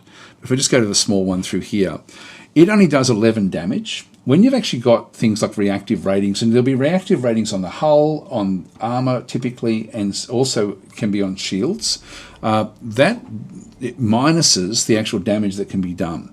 So in this case, a railgun only does 11 damage. If it hits one of our hulls, this particular hull, there's a reactive rating there of 3, you can see on the right-hand side. That 11 becomes 8, so it loses a lot of its power. Whereas if we're hitting it with 52 from a deal breaker weapon, that 52 becomes 49. So it doesn't. So again, bang for buck. This is where the damage rates can be quite different as well. So Quark is then saying pulse weapons like the Titan Blaster and the deal breaker. I won't have the Titans. I don't think. Yes. No, I don't. I've only got the Thuons. So I don't even know where they come from. The Titan Blasters. Anyway, that's what we actually sort of have. So this is the way I want to be going into combat, using the Thuon beams to do damage to the enemy ships and disable them as fast as possible. We can also disable them through ion cannons, which actually have a disabling effect. So they sort of have, like you can see their ion damage to engines, hyperdrive, sensors, shields, and weapons. So we could put them on ships as well. We could almost replace this one here with an ion weapon to do disabling. I'm actually tempted to do that, but then the Sentinel's 11 and this one's 12. If I just right-click on one of these mega density fuel cells, I then go straight back up to my correct size. So I'm actually sort of probably happier with that. Whereas if I went with the ion cannon, I'm going to then ultimately end up with more issues, because I then have to still sort of deal with other things. Now we've got 2 fission reactors. Let's have a quick look and make sure that this is actually okay. So the energy output comes from our reactors. So we've got 2 of these on board. And the first one in through here is actually what's happening when we're in impulse mode, which is where we use our shields and weapons and the engine. So we're well and truly under there. But the next one down is the hyperdrive, which is where all of the power is required. So the hyperdrive is using up all the energy. Now we know that the weapons energy here with that beam there takes up an awful lot. We can see there the purple is the weapons, but it's really, in the grand scheme of things, it's nowhere near as much as what we thought. If I get rid of that again, and actually still got the weapons are still showing up. Oh, we've still got this one here. The deal breaker beam should be doing more than that. It's not actually adding much weapon. Sorry, it's not adding much energy usage there. Oh, it's only 3 per second there, whereas a sentinel is also that is 1 per second. It still doesn't match up. Anyway, with firing them, firing rate every 8 seconds is the sentinel beam. Energy per shot. You can see that it's 80 energy per shot. That's a lot. I would have thought this would have extended way out to here somewhere with that, with putting the deal breaker beam on. I'm not sure if we can actually, how we'll sort of be able to check that, but that seems off, this particular one through here. So yeah, I'm not sure why that's not showing up correctly for the deal breaker. The deal breaker chews up a lot more energy back in there. All right, anyway, this is going to be our deal breaker escort. Okay, so we'll just leave it there. And so there's 2 recommendations. It was our Empire has no supply of carbonite, oscillia, and silicon. We have to find those. And we have reached our maximum limit of 2 engines. Okay, this particular one only has 2. Even though it's got a 3rd one listed there, that will be for the fleet escorts, or for the fast escorts. So we'll save and exit that one. So that's now one that we actually have set up, which is full size at 415. So the patrol escort will have 3. Can have 3, I guess, which we don't need to have. So actually, one thing I do like to do here is just go in and edit and have a quick look and see the sprint speed. 53 is completely useless. This is really, really slow. So we're not going to be able to really chase things down at 53, but I want to try to match that with my frigates as well. I don't want one design, moving out further than the other one. Let's just do an upgrade here as well.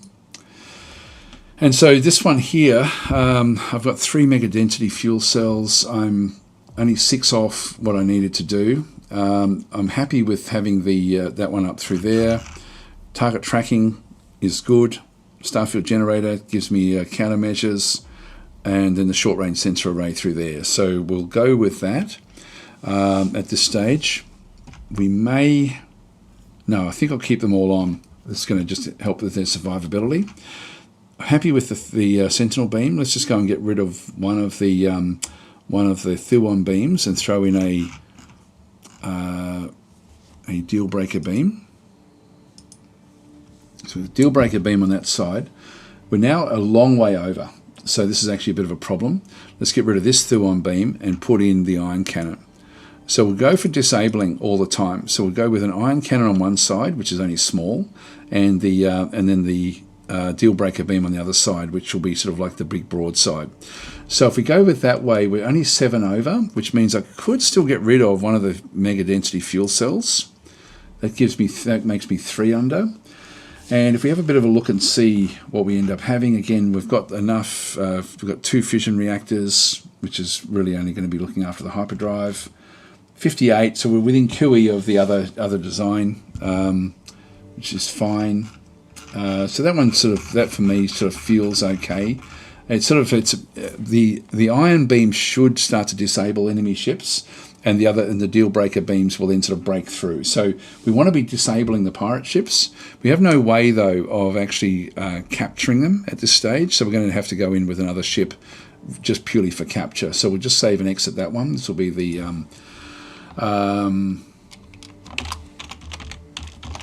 deal breaker frigate. I should just call this one the frigate.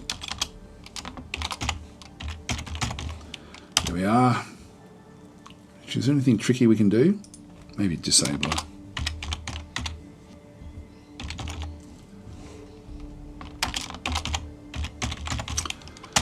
Alright, so its job will be to disable enemy ships and sort of do damage with the deal breaker beam. So we'll just save and exit that one. Okay, so we've got two sort of designs that we want to make our initial fleet out of, and then the other one that we've got is the troop transport. So I'm just going to go back down to this one through here. I'm going to do the upgrade, which means it's going to then be set to manual when I do this one. And so on this particular one, we've only got a Sentinel multi-beam on that particular one in through there. Now we've got 360 mount there, and another 360 there if we wanted to. So I could ultimately put in two. I'm sort of right on the limits here though. So we've got two engines. This one's also going to be traveling at low speed, which is fine. And you can see there we've got two assault pods and two troop transports. The transports are size 50. The assault pods are size 10. Let's go and ditch one of those we have to have one of them. Like it's so we have to keep one troop compartment on a troop transport. So that's a sort of a given. But that then opens up. We've got these other slots in through here where we can go to the assault pods, which are only size 10, and fill up the rest of these with more assault pods. Now there's one defect. I need more crew. So we've just gone over slightly with our crew. Now, if we have a look at at what we can then go and do in terms of the range, so that's the weapons.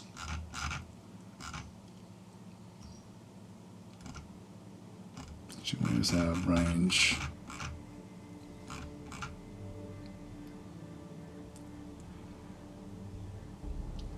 Fuel range 451 is more than what we need. Our jump range is 120. Let's get rid of a fuel cell and put in a just so we've got as much assault pods in here as we can possibly squeeze in. We definitely need both fission reactors. So I'll just go now and grab another crew compartment, crew system, throw that in there. That then satisfies everything for that one through there. This will be an assault transport. So we're going to need probably one of these, I think. So we've got 4 assault pods, which we may need to get 2 ultimately, but we'll try that with just one and see how we go. Now I do actually still have a fair bit of space. 460, yeah. So I've got a bit here now with our crew. Our crew capacity is also now we've got heaps of crew, so I can actually squeeze other things in on the ship. So I do actually have one more weapon mount. So I can go back into this one. I can actually leave it where I've got the Sentinel beam plus I could put an iron cannon in there if I wanted to. So another disabling weapon.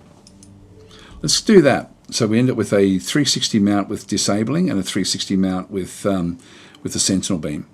I think that'll work actually. That's sort of that's fairly cool.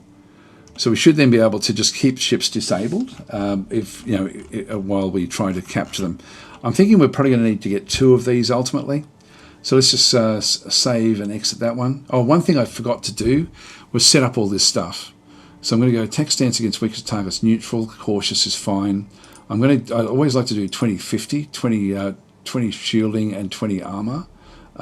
Everything else is good there. I'll save and exit. I just have to go back to those other 2 that we had set up. The deal breaker escort. We'll just quickly go and edit this design.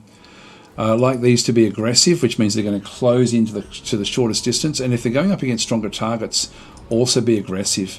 This means that they're going to shorten the distance. I want these to be attacking.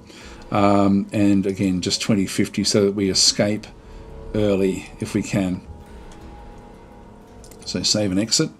And same with the disabler frigate. So we'll just go and edit this one. And again, it's going to be aggressive, 20-50. So I'm going to do that before I start building them. Otherwise, I can do it in the actual ships themselves. So we're going to now create a small fleet of those ships. So we'll just go back into the Theonis 3 spaceport, and I won't do that. I'll do it through the planner. There's another thing that does confuse people. So Quark is saying, with those settings, how about never retreat? I want them to retreat. I can't afford to lose ships pretty much at any point in the game. It's when you're playing on hard mode, you really need to keep hold of your ships. So we want them. We want the ship saved. So if it becomes dangerous, we want to get out of there. And essentially, so we'll be trying to escape as much as we possibly can. So the initial fights are likely to be hit and run type attacks, where we go in, try to do what we have to do, and then get out of there as fast as we possibly can. All right, let's go into the grouping that we actually have through here. So if I go to the military tab again, these are your templates. This is the easiest way to look after fleets. I'm going to go into here. I'm not going to worry about what, like this one, the attack fleet's got like 32 ships in it if we made one of these. But the defense fleet has only got 7. Let's just start there, and we'll make what we have with those. So we're just going to go and I can create my own, but I'm just going to change this one here. I'm just going to go and edit this one, which then has what sort of ships it actually has. Now, we don't have any cruisers, we don't have any destroyers. We've got frigates, we've got escorts, and we also have troop transports. So I'm going to go and make a fleet up of just these ships. Eventually I'll move the troop transports out, but initially I want these to be able to capture. And we can set up all of the defaults for the way that the fleet will then sort of work. So I'll still just call it the defense fleet. Its fleet role will be to defend, which is fine. This one here, the roles of the ship in this fleet are never upgraded or downgraded to meet overall fleet requirements, so that's actually okay. Now the trim excess ships is enabled, so this one means if we end up with more ships than what we should have, it'll get rid of them. I like to turn that off, just so I can actually overpower a fleet if I have to with new ships. So I'm just going to have that one disabled, and auto upgrade obsolete specific designs. When we upgrade our designs, it will then automatically try to actually upgrade them, which is fine. Now I like to be a bit more specific than what we sort of have with just latest design for whatever the hull is, because we may end up with sort of nuanced hulls. So in this case, the frigate is fine to go latest design for the hull, the frigate. Let's just say that we end up getting like attack frigates or anything like that.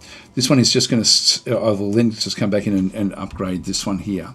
The escort, we are using the heavy escort. So latest design for the heavy escort, just use that one through there. And the troop transport, just use that for the small troop transport. So I'm just going to be very, very specific there. It just saves me a bit of time at the end. So Quark's saying, I'm not saying you lose the troop transports, it's just that they don't happen to run away before doing their job. That's if we're invading planets, but I'm not going to be invading planets, I don't think. If I am, it'll be very, very safe, because what I want them for is to actually capture enemy ships. That's really that's what I want them for. So we will be giving this fleet a capture order. But if we intermix a whole lot of different pirate ships, I want them out of there before they take too much damage. So we're not invading planets in this case, where we're trying to break through to launch troops. We're trying to use them as spaceships, not as troop transports, if that makes sense. That's why I'm not actually wanting to have them sort of crash through to get to a planet. So it's a different role for them. And I have to have one troop transport on them, but that's actually why it's there. But they need to launch the assault pods. It's like if they're taking damage, I still want to save the ship. So and look, I don't think that's going to be a problem, to be honest. So we'll see what happens. We can always change it. We can always go back and change it. So anyway, this one here, the fleet engagement range, I'm just going to make this one short. This is just by defaults. Formation very tight. I'm glad that this is actually now the default, which is good. Just keeps all the ships very, very close together. So that's all we need to do with our fleet template. So I'm just going to go and close that one off. We now only have 5 ships in this one. Actually, I might just go and edit that one and just change my escorts up by 1. Let's try that with 1 troop transport and then 3 frigates, 2 escorts. That gives me 6 ships. All right, and what's this cost going to be? 37,000. I've got 38,000, so I can just afford to start off with this one through here. So I'm going to tell the military to build with all the money we have to build this fleet up. So if I go into this one here, defense fleet, I can then just go build new defense fleet at, and I've got the spaceport there. So I'm just going to build it at Theonis 3 spaceport. And so it's now queued up that particular grouping. So they're actually all going through here now. And and I'm down to 1,000 cash in through that side. So what will happen now is that these are now all being queued up for building, and we need to be trying to have these built before they do anything else. Now with that particular, actually that will be our first fleet. So if I press the F key, this will be our first one. I'm going to make Control 1, just so I've actually got a hotkey for the first defence force. So now if I'm trying to get to this particular force, I can just press number 1 key and actually grab that one there. Let's unpause the game and wait for it to build up. So at this point, there's nothing much else I need to do. And we've found a few different things. We've discovered a grand pillar of Resence in the at the ice moon of Nafawini in the Riscani system, which is not where we are. Let's just go and take us there. So we actually have we've already got like a mining station out here, and they've now discovered this particular one. We'll investigate. And it was a trap. Refugee fleet. In the Grand Pillar of Riscani, we've made a curious discovery. Our expedition found a powerful locator beacon. Activated the beacon, and signal has been picked up by a fleet of 8 ships. There's more than 8, is there? Oh, there's a few there. They've just hyperjumped into the Riscani system. Message from the fleet explains, greetings. We are a Ugnari refugees from a faraway galaxy. We're driven from our home by a cruel alien race who pursued us in a brutal war. We seek refuge with you and wish to join your empire. In return, we offer you our fleet of ships. Well, wow, what a good start. What a great start, actually. And their fleet consists of some colony ships and a small escort of military ships. The ships appear to be quite advanced. If you want to absorb these refugees into your empire and claim their ships, then we should move towards their fleet at Naflawini.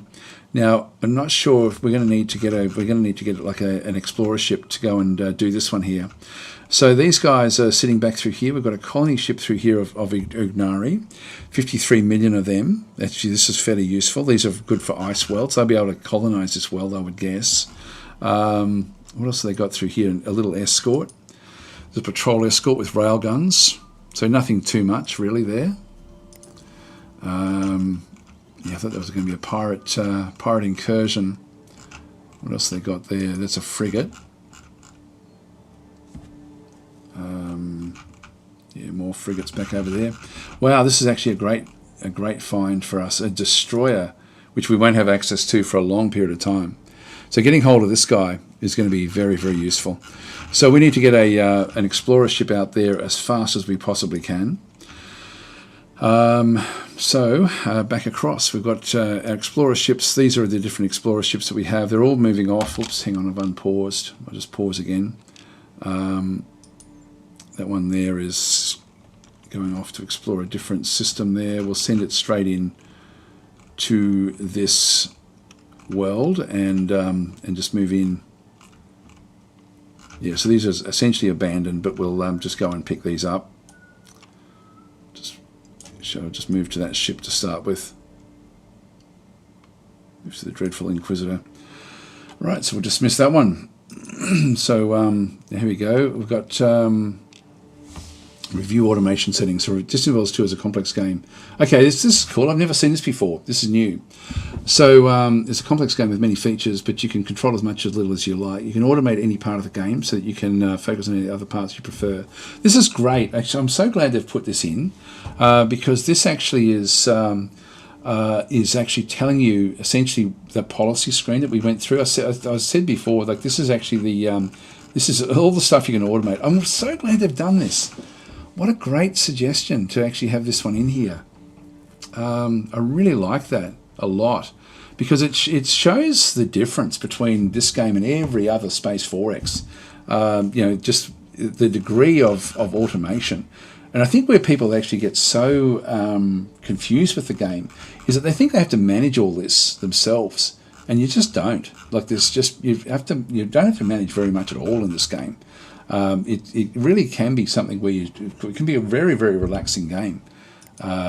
Typically by just sort of letting things go. All right, well, let's wait for that ship to arrive. There's nothing much else we can do. We're just going to have to now wait for these pirates. They're going to be the problem for us. Once we can pick up these ships, though, we'll be able to get a second fleet with just those ships.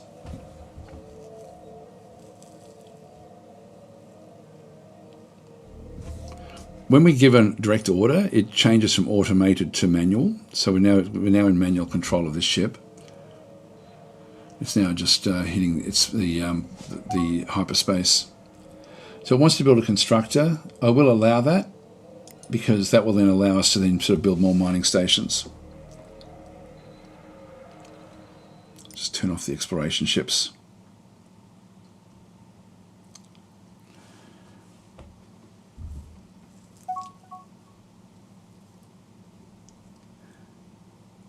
Yeah, Brainfart saying that's a nice improvement. Shape Vivid saying those automation icons appear in every message too. Yeah, okay, that's cool. Xenox bandits encountered, so we've now encountered the bandits. So back over here, not anywhere else other than just they're going to be attacking one of our groups. So they're naturally hostile towards us. So so we'll dismiss those. And we've got the new frigate now is completed, so that's the first of our what we need for our fleet. Now the fleet as well, if I press number 1, you see it's automated for defense and around this region, which is fine. This is, we've now seen the pirates. This will then give us a clue as to what we're up against. So now we saw there before, the Xenox have got like a special Megatron shield. So there's a mining station here, which is what they're going to be targeting. So this is just a small, and what I want to get is these heavy escorts, really. And so we have a look, they've got a Megatron shielding through here, which, yeah, this is, yeah, already that's a really, really good weapon, but it's unique for them. Yeah, they've got very, very high shield strength, which is why the deal breaker weapons are so important for us. Coming in with, what are they, what's the biggest they've got? They've got frigates, escorts, frigate, lots of frigates. Will our 5 ships or 6 ships be enough? I don't know. We'll have to find out, I guess. So they're also going to be travelling at, you can see down through there, if we have a look at what their ships typically are going to be like. If you have a look at the frigates themselves. Only got 2 sensors on their frigates, so we've got 3. They've got, again, 2 shields backing through here and only 1 armour. Now we'll be breaking through these a little bit with the deal breaker weapons, so that's actually not too bad. They do have a star beam, which is a powerful weapon as well. Yeah, that's okay. And then they've got the 2 proton engines, so they're not travelling. They're travelling at 58, so they're not that much faster than us. That could be interesting. That's they're going to come in here anyway. Discovery. This is Arrakis meat. This is actually something that we have a bonus for, playing as the like we end up getting even more than what's showing up through here. If we go and dismiss that, I'm pretty sure that is. Have a quick look at the where is it? The alien races, the Harkonish. So if we have a look down through here, the bonus that we get is Arrakis meat plus 5% colony growth. So we end up with better growth by having that access to that particular resource. So that's a nice one for us to find right from the start.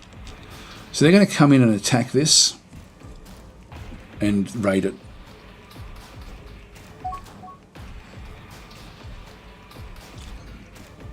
Build a resort station. This will then give us more money, so we'll assign this one. I'll allow that to happen. Build ships. It's now wanting to build another construction ship, but also a heavy escort. Now, this is actually cool as well. So this was actually what Shape Vivid was into saying. There we go, Eric's heading off, so thank you, Eric. This is actually, I really like this. The fact that this has actually got it's telling us now what this has got. This is really, really cool. I've got to say I'm really impressed with this. It's so simple, but it's actually really quite nice. Now there is a way, and I forget how to do it. Is it shift click? Yeah, shift click on the actual icon over here will bring up what the suggestion is. Now I don't want the escort, so I'm going to go and turn that one down, but I still want to have the construction ship. So I'm going to keep that one there, and I'm then just going to go and give that the purchase order. So bang, purchase that one. So that's now been done. So I'll just go and I'll decline that one there. We are building not the escort, because I'm already building my own escort, so I don't need to worry about that one. So they're now firing. We're trying to defend, and they're using their point defense weapon. with this frigate to do damage. What they'll do here is they'll reduce our shields down very, very quickly. What have we got in through here? Hexadorum and Vodkol. So a building resource and a luxury resource. Okay, so Eric's saying I'm still here in between other tasks and calls, just saying it's time to blow up some pirates. Yes. Oh, yeah, okay, sorry, I thought you were heading off. Sure, just have a quick look and see what we've got. Under attack. Alpha there, 4 mining station under attack. Yep, that's okay. Dismiss that one. And so now we actually have build an armor barracks. Now, I'm not ready for that yet, so I'm going to decline this one. Yeah, I'm really like this. It's telling us why this is coming up. I think this is such a good move. I've been reading a lot of the recent reviews of the game, and they've gone backwards, and it's because of stuff like this, people not understanding the automation settings, and this is such a great move. Yeah, so I love this. It's sort of one of those things where it's explaining why the message is there in a quite succinct way. Yeah, really cool. And I wanted to decline that one. I don't want to get the armor barracks yet. I'm not going to be invading anything for a little while. But troop cloning, I'm going to, yes, build this one here. This is going to cost me 10,000 credits. So we'll actually go across that one through that side. And then we've got build more ships. Now the small fuel tanker, I'm not going to worry. I'm going to decline that one through there. There's so much you can do in the automation in this game. It's just unbelievable. Unbelievable game. There's no other game like it, really. It's just phenomenal. Having some armor for the combined arms bonus is useful, even on defense too. So the some armor. I think I'm not sure what you mean there. Sorry, Eric. I've got the. I do have armor on the ships, I think. So their pirates have already reduced this down, and they've got like a lot of bandits now attacking this station. Deal breaker escort. No, decline. We're building more of them, so we're going to be getting those. The armor troops, yes. Oh, okay. For even on defense, they don't defend as well as infantry. So I've always just erred on the side of getting more infantry.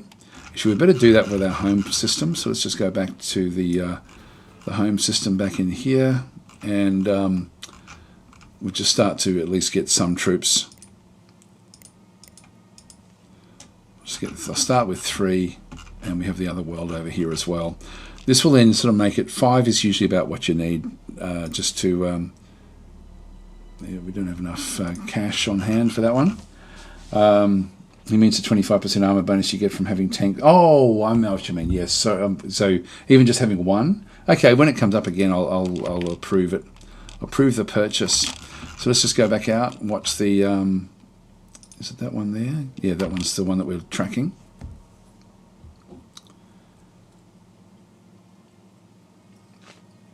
Yeah, that's a good point, actually. All right, so we'll just let them come through. It's funny, like a lot of people play this game on 4 times speed, and sometimes I'll go to 2 times speed if there's just absolutely nothing happening. But I find that there's always, like you miss a lot when you play at those high speeds. I think you can go up to 8 times speed now. And I much prefer to just play on normal speed or half speed if I'm in the middle of combat. So we've now come across another pirate faction up through here. So this is the Tireless Mercenaries. And again, these are humans. Just leave them alone. So we're seeing sort of like damage ratings there of 485. They've raided our base and they stole credits from us. It's the homeworld system that we want to be protecting, though, more than anything else. Now, in terms of the these ore haulers, I won't tell them to go off and do things specifically. Again, playing as a mercantile command, I can go and do that one, a mercantile faction. Okay, we've got silicon now in our home world, which is good. Dismiss that. We're going to be needing to get carbonite, I think it was. If we have a quick look at our resources, carbonite we haven't found anything of. So we will be needing that. Critical, oh, awesome. Now, hyperdrive, actually, I didn't really want probably that one. I probably should have found something else to research, but anyway, we'll go that way. It won't matter much. Now we're inside the nebula.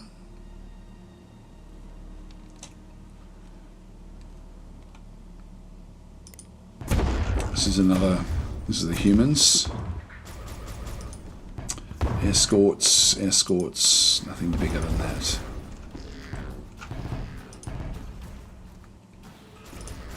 A lot of them though. The Tylus mercenaries, so they're going to be raiding this particular one as well. We've got a few luxury goods in through here, so they've got their pirates on board. Built mining station there. I'll approve that.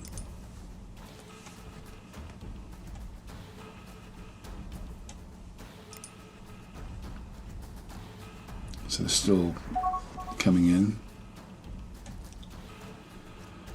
I'll just assign most of these discovery. Okay, that's just a scenery bonus. Base rated, they stole a whole lot of credits. Build ships. Fuel tanker, I'm going to decline that one for now, I don't need it. The frigates are still being built. There we go, construction ships being built as well, that's fine. The pirates will then sort of leave us alone a little bit and then come back and keep on doing it. But we don't want to be going after, I really need to be protecting my home system. We also have some Shandars back over through here in an independent world. Hidden Hall, so we've discovered the Hidden Hall, ancient ruins from a lost civilization at the sulfuric planet Theonis 1, which is actually in our home system. So if we go and have a look at this one here, this actually can be interesting to sort of find out, okay, how do we find that? We have over through here an explorer, which is exploring the system. And so it's actually exploring the actual system itself. It must have just actually gone back and through here. And so we can sort of find that it would have been hidden, that particular resource. Now, at the moment, we've got to 15, exploration level 15. So unknown items are present at this location. Surveyor scan. So this one here has actually done its initial scan. It's got like an advanced survey module, which will take the survey amount to 15. If there's still hidden things, it will stay where it is and keep on going until it gets up to 25. But it then just does it in like ones and twos from that point. But the first one is 15. So it does, the survey amount is a 15 and then a small sort of access in from there. It also has this resource scanner, which is like a radar. And so whereas the advanced survey module is an away team. So the away teams go down and actually start to explore different things. But the resource scanner is like a blip and does up to 5 initially. So it does 5, then you can do up to 15, and then you can stay where you are and keep on sending the away teams down to get up to 25. If we have a look at this actual at this world back and through here, we can see that there's unknown items present. So they will stay there and keep on. I'll just keep that pause for a second. They will stay there and keep on sending the away team, which is what this sort of is in through here. So they're sending the away teams down to Theonis 1 from the exploration ship. Also, to sort of supplement this, we actually have a mining station. The mining station will also slowly build up. So even if we get to 25 through the explorer ship, this one will also then go beyond that over time with the mining station. They'll start finding things, but at a much slower rate. Is sort of what we end up having through there. So we've just found three locations. Actually, where have we got it through here? The Hidden Hall. Now, this is bombardment resistance 80%, ground attack resistance 70%, empire bonuses plus 2% colony corruption reduction, and location bonus there of 6% colony development if we actually invest, if we land on it. But let's go and investigate this. And in the Hidden Hall, we've made a curious discovery. We found detailed maps of 3 surrounding systems, which is not that great. These ruins provide the following empire-wide bonuses, so plus 2% colony corruption reduction. And these ruins provide the following colony bonuses, plus 6% colony development. Now, that's only for the colony, but this is for the actual empire. Is 2% worth putting an outpost on this one? I don't think it is. But because this is a sulfuric planet, we can't really live on this planet. But we could actually send... It's not really worth it, I don't think, for 2%. We can acquire scenery bonuses by building a resort base here, which is good. And so building the resort base is definitely something we should be looking to do. The advisor will tell us to do that one very, very soon. Anyway, let's just unpause. These are getting closer now. So they've slowed right down inside the nebula.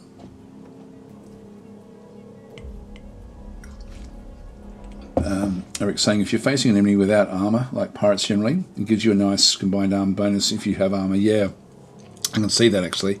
I never thought of that actually in terms of that little bit of that 25%, just to push them away from the planet. It sort of probably means you have less infantry as long as you've got one armor there. It's sort of, I always just looked at the base numbers and never thought much about it. Quack's saying later it's 2% would pay for the upkeep, and yes, yeah, but not with 2 colonies. As you're saying. So I think eventually we'll end up there. But we'll let that one go.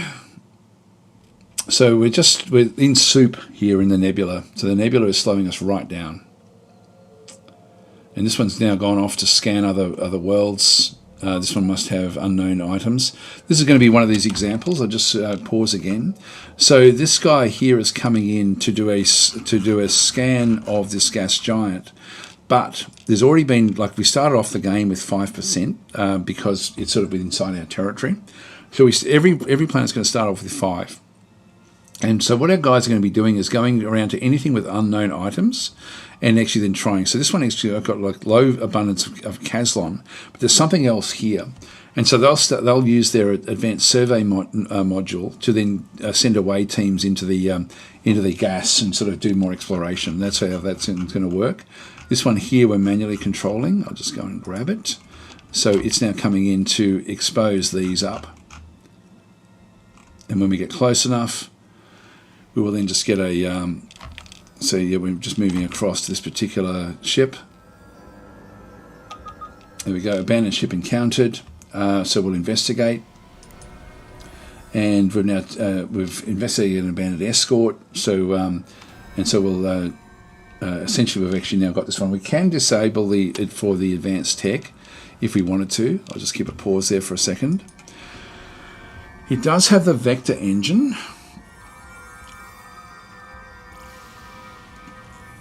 The other ones we're not going to get much from. And the Kaldos hyperdrive is also the next step up. Ion shields we don't actually have. So if we pull these apart, we've then got Talisos shields as well. So these are probably worth an iron sheath armor, actually. There's a lot of good stuff on here. But initially, I think what I'll do is I'll put all of these into a fleet, and then we might just sort of drip feed them out and pull them apart ship by ship. So this is the, that's where that one actually is. We'll just go the abandoned ship required. We'll just dismiss that one. So I'm going to start up another fleet with these. So rather than build them through the fleet template, I'm just going to start and set this one up as a, so create a new fleet with these ships. So I'm just going to go plus. And so this will be the second fleet. And so I'm just going to make a bit of a hybrid grouping through here. Let's move down to these other ships. Colony attack at Theonis 3. Here we go. So our colony is under attack by bandits. We'll just go and show me. And so this is now where they've come in with a frigate, a frigate, to try to attack us. So our first fleet, we do actually have one of the heavy escorts, but it's only just come out of the yards, and so its shielding is down to nothing. Actually, one thing again, there's all these little things I always remember when I'm playing the game, but I always forget to actually give it back as feedback. I always think that ships should leave with 50% shielding, including the pirate ships that spawn in. I think any ship that spawns in, if it's been built and comes out, because the pirates actually, when you attack their base, they come out with cruisers, but the cruisers always come out at 0 shields, which means they're really easy to capture if you target them. And so it would be cool if they just started by default at 50% shielding and then just came up from there. I think it would actually work really, really well with ships. But anyway, this ship is not has not got much. That one's at 50%. That one's a bit more over. That one's a bit more over there. So the fleet at the moment, these are still under construction. So we've still got another heavy escort being built, and then the small troop transport as well. So we just go back into our first fleet, and I'm going to give them orders to try to capture this ship. So actually, I'm going to attack. I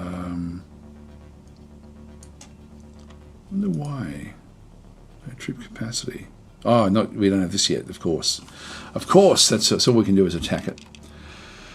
So we're going to be attacked on this on our system here. We only have like 1 and a bit defenses there at this point in time, which isn't great. So new spy, here we go. So we'll now go and show me the new spy. So this spy is going to be Shirajurilin. Don't have any negative traits, so it should be okay.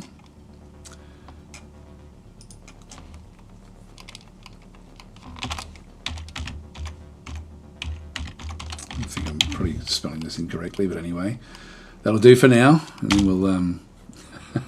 So that was a redeemed character. Of course, if he gets captured or killed, that will then be the he'll then be basically banned. So Shirajurilin will be banned from the chat at that point.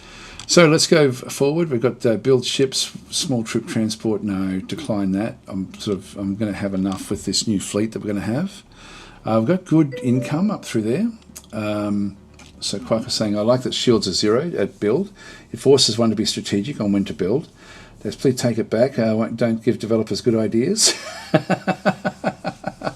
So no, I really do think that particularly the pirate ships should be coming out at 50% shields. Absolutely think that one. So when you get an admiral, Sev wants that one. Okay, not a problem. Colony attack, and we'll just dismiss that one for now. New spies appeared. There we go. We've got that one now. So as well. So this pirate ship will. Now we're sort of drip feeding our group in through here. We're being raided. So this is now going to have pirates on the surface. They've just got to stay there for a length of time. We may be able to push them back, but I think that they will leave with. Unfortunately, they'll be leaving with. If they leave with carbonite, I'll be pretty pissed off. Okay, so they've been beaten back. They did steal credits. That's okay. I'm sort of happy enough with that. So that's fine. We'll leave that one where that is. Let's just keep on going back into here.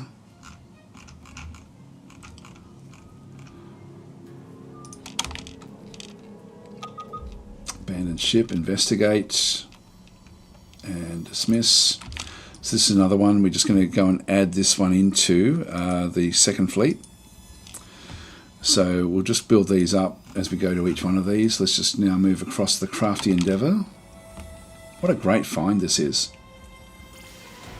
Now we've got, this is what often we get suggestions about offering gifts, and in this case it may be a good idea, but I think it's one of these things. If we could end up with them as a trading partner, because we're a mercantile guild. It may be an option to do it here. I'm just so used to always declining gifts, but it may be a good idea through here. So Quark is saying, redeem the customer reward spy. Please don't send on suicide missions. I just leave it on auto. So when we get the next one, I'll redeem that one as well. So I'll offer the gift here and try to get them on side for trade. And basically build ships. What does it want? Troop transports? No. I don't need these. They thank us for our gift. Abandoned ship encountered. Investigate. Dismiss. So we now have a whole lot of Ugnari who like to colonize ice and ice tundra worlds. So we can now go back through to our colonies, new colonies, and we can then sort of see, is there anything that's really worth it? And no, there's not. So we haven't found anything just yet that's actually worth sending this particular one off to go and colonize. So what I'm going to do is I'm going to send this ship back on its own to, what I'll do is I'll grab this ship now and move it across over to here, grab this destroyer. But we'll move this one back because there's been no ice worlds that are suitable with what we actually end up having here. So we'll just move them back down into Theonis, back to the home world, just for protection. I can also just go and settle things anyway if I wanted to. Like I can actually just even unsettle them on my actual home itself. But I think I might as well keep this as an option just to at least get something else going. Now Citrian through here, this quality is 39%.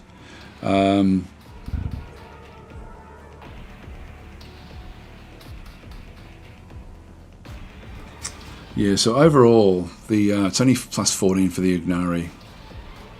The way this is also becomes a little bit confusing as to sort of the way it works. We need it to get to sort of like 50%, and so I'll try to explain how this works as well. Like I mean, all you really got to look at through here is if you're seeing this orange number, it means that the suitability is low, which means it's going to incur penalties and it's going to cost us money ultimately over time, and it's going to be slow to build up.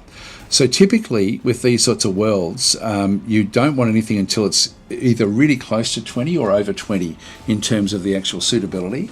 And the way that suitability works is if I go back to the Galactopedia and go back to the alien races and go down to the Ignari, which is not a playable faction, by the way, but I mean, we can play as them at the moment. So these haven't been added to the game yet. So we can sort of see through here at worlds that are ice tundra, which Citri 2 is, we have a plus 25% threshold. So in that case, we end up with a plus 25 on top of what it actually has. So it's got 39 in through there. Plus 25 is going to give me a plus, what's that work out to be? Should be 64. Does that work out right? Yeah, 64. We end up with 64. The base threshold is 50 for it to be sort of like a zero sum. So we need ultimately to get to a suitability, a combined quality and suitability of 70 to make it 20. That's confusing, but that's sort of what we're looking for. And so in this case, the Ignari will ultimately, the final result there is the Ignari are plus 14 on this world, whereas the Harkonish, who have negatives for ice tundra, if you go to the Harkonish and through here, I think they're negative. Yeah, ice is minus 10 there. It's not actually an ice tundra is just a 0. So we actually have like a 0 sum. So we have a 39, which is 11 off 50. So it's negative 11 from 50. The other one is plus 14 from 50. So 50 is sort of like the defining line. So that sort of is where that one ends up. Okay, Quark saying I'm doomed. Yeah, I just leave them on auto unless there's something I really, really need. With the spies. So anyway, let's continue on. So in that case, we haven't found any that are good enough quality for us. And so what we need to do is we need to find something that's essentially an ice planet with a core quality of 45. So we need a 45 to make it the 20 that we need. I hope that makes sense. Anyway, that's sort of the way it works. We could, and quite often you'll find like continental planets will already be up in that high range. They'll always, typically sort of be between say 60 and 80, somewhere in that sort of range, which means that anyone can settle the continental worlds if they're good enough quality. All right, let's continue on. So we're now just going to keep on moving across. That one's now moving back to our home system.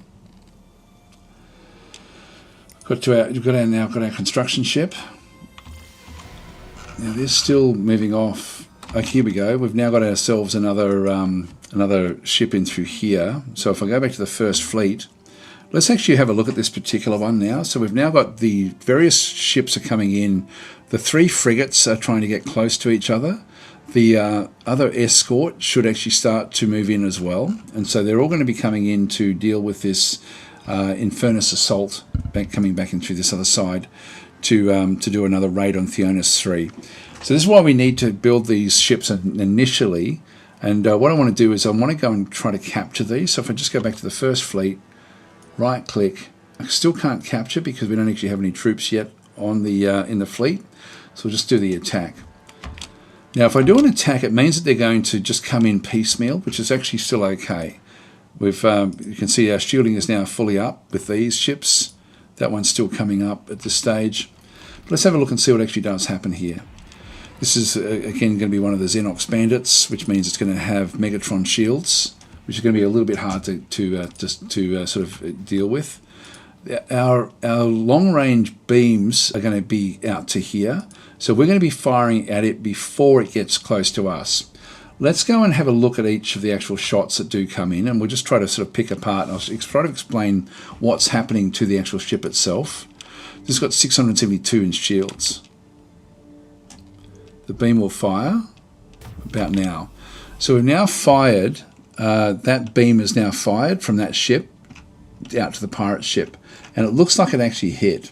So if we now go back and have a look at the pirate ship, we'll sort of see that there's been a little bit of damage done to the shielding. So the shielding has come down slightly. The armor has also had like a bit of a bypass, and the hull is now 99.6. So we didn't do much damage because we're at longest range. But you can see the benefit of these deal breaker beams is that we ultimately end up with smashing through into the hull. If we can do enough damage on the hull, we'll start to damage the components on the hull. So that's sort of what we want to be trying to get to. This one. Now there's small craft coming through here, basic bomber, which would have been coming from the spaceport, back on the other side there. These guys, deal breaker beams again, both hit again. So we're down to still 99.6. Actually, maybe they didn't hit. Lots. The yellow ones are the sentinel beams. That's this is an ion cannon shot to try to disable things. Let's have a quick look and see. The shielding has come back up again. Now we missed with the ion cannon. Another ion cannon shot missed. Now really close range. If we can get us some hits in, I think we're still missing essentially with this. We're not doing any damage there. Now we've hit it with the ion cannon. And we can see there that one of the ion cannon shots has now disabled an engine. So there's an engine is down and one of the sensors is down. We can actually have a look to see what's going on board the frigate. So this proton engine is down for just 2 seconds.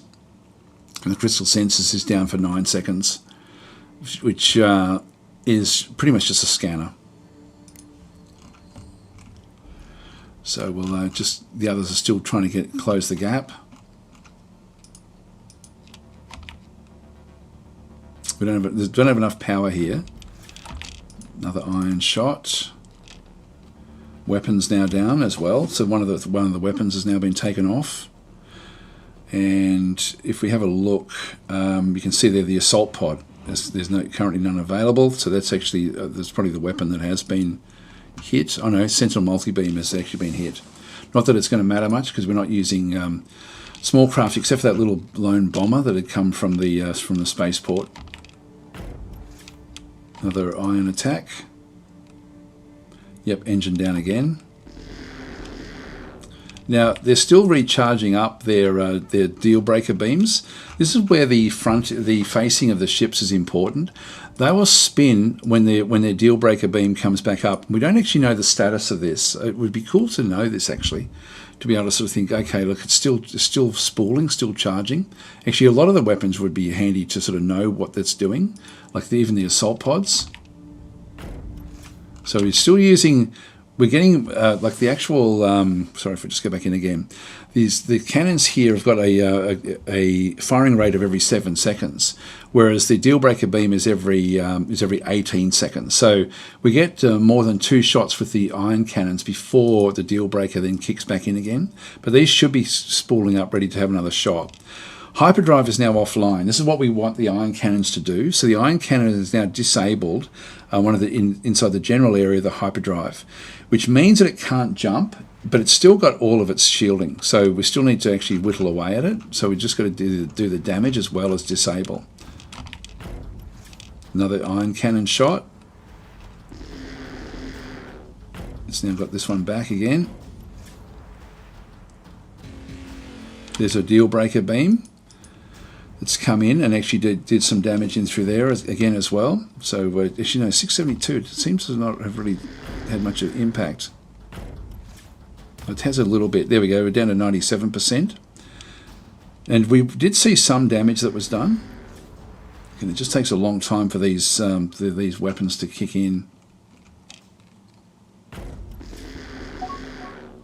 It's now going to spin around to possibly use the iron cannon. There we go, deal breaker beam, another deal breaker beam. So these have both fired after spooling back up again. And we can see there now we're actually getting some big damage coming in. So we've still got iron damage that's been done to the weapon system. We've broken through the shields. Have now sort of one of the shields has failed. In fact, we can sort of see there in the damaged area, one defense is down, one engine is damaged as well. So we're now doing direct damage with the actual thing. So actually, Eric's saying short to medium range with good targeting makes deal breakers pretty scary. Yes. Yeah, so we've coded them to close in on these bigger ships. So they've now smashed their way through, done damage directly through. So the way that these weapons work is that they get past the shield, and then when they hit the actual armor, you can see there's hardly any damage done to the armor, but then there's a lot of damage now being done directly into the inside of the ship. So the deal breaker beam breaks through both the shielding and the armor. Now we don't ultimately get much damage bleeding back through at that point, but it still is actually now sort of getting through and doing damage to the internals. So we're looking at the defense and the engine at this stage. If we have a quick look at the actual frigate, we'll see that this is now colored red. It's at 65%. What we need to now try to do in the standard armor, actually it's the armor that's actually taken the damage, not the shields. So the shields have just bled down, like we've actually been able to bleed those shields down. We need to stop either the hyperdrive, and hopefully an iron cannon shot will actually do that, or we need to get the two fission reactors. They're the two things we've now got to try to aim for. So the ship will then they'll just continue doing what they're doing. Come on, bring your iron cannons around. They missed. Come on, get another iron cannon shot. It's going to get away, unfortunately. No, we missed with both of these iron cannon shots. Unfortunately, didn't get the hits, so it will get to escape. Unfortunately, so it's going to get away. But it's nice to know that we can do that sort of damage with just two of our ships. So I think this fleet that we have is ultimately going to be a good fleet. So investigate the ruinous revolution. We'll just go and we're back here again. So this is the big destroyer. We'll investigate. So we've now actually have this one. We'll dismiss that. Very powerful ship. We're going to add that one to our fleet. Second fleet. And we'll just keep on sort of moving around. Oh, why can't we do that?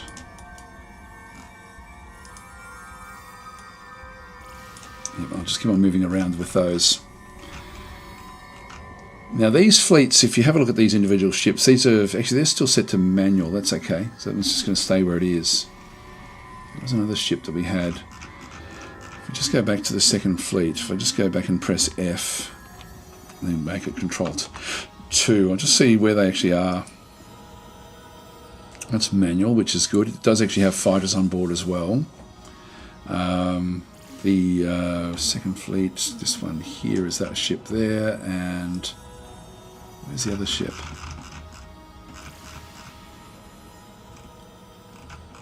Oh, it's still there as well. Yep, that's okay. Oh, they're in proximity with each other, that's fine. So we'll just keep on sort of rolling around these. Now, if still wants to build one more frigate, no, decline that. So this is now starting to annoy me. I will actually now build the armor barracks. So I'm getting a bit annoyed now by that message. So this is again where the I'll wait for it to come up again. I really like what's been done with the user interface with that now showing. So I'll just use that to turn that message off. I'll explain a little bit more. I think putting the policies in the messaging like that is such a good idea. I mean, it's one of the things that people have been complaining about is that they don't know where to turn the messages off. So being able to do it right there, hopefully that will then impact the way people are sort of doing things. We'll investigate that one. Excuse me. It's on auto at the moment. We'll just go and join that with the second fleet. It becomes a manual ship. Investigate this one.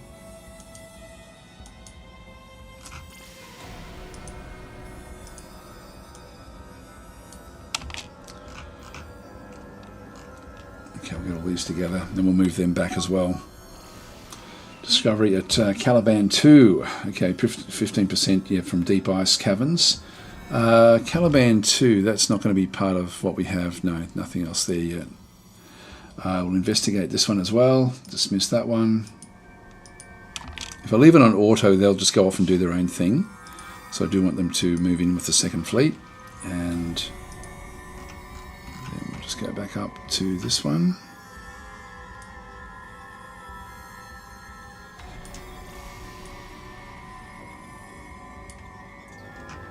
Why is it not wanting to do this? Yeah, move that one up. Let's just go back to our home system. Theonis. Now we can see, this is interesting as well. We've got, this is, I really quite like the way this works. We've got sort of like all haulers sort of moving out of the system. There's an unknown ship. I don't know if it's moving in or out. There's more ships moving in by the looks of things. This is a another frigate, which is actually now sort of getting close to our sensor range. And then this one here is another one that's actually moving in. So these are all moving in to attack. Look at this. They're all streaming in past the sensor ranges that we actually have through the different mining stations. So we're seeing a big, long line of ships. Now, we're not going to be able to defend against these. There's going to be too many, way too many. So this is actually where we're just going to have to judiciously move away as they sort of move in. Now, the first fleet, I'm going to move this one back across. I don't know where the others have gone. It looks like they're following the other ship. Yeah, they have. We want them back. We want to try to take on one ship at a time, if we can. So I will actually just tell them to... Oops, hang on. Where are we?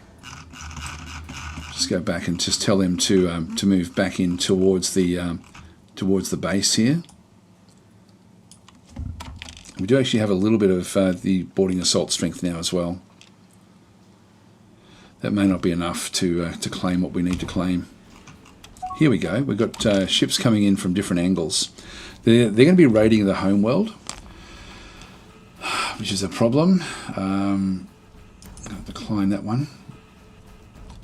Discovery at Caliban 2. Yep, done that one before. So they're all coming in. The easiest one's going to be if we can find an escort, because we're not going to be able to stop this raid. These are all frigates. God, look at them all. There's an escort way over there. Well, I won't worry about that one. Another escort way over there. I'll just go with whatever's closest. So in this case, I'll go after this one over here because we're going to have the support of the spaceport. And so I don't really want to get my my fleet too wrapped up in everything. I can now try to capture. But let's just do an attack, I think, at this stage. We've got so many that we're dealing with. We need to be trying to remove them, remove the threats.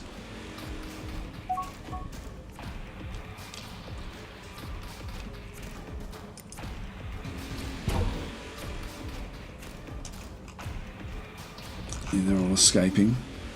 So it's coming right through the middle of all of our freighters, causing issues. These guys are taking damage as well. So there's going to be a lot of enemies that will land now on this planet.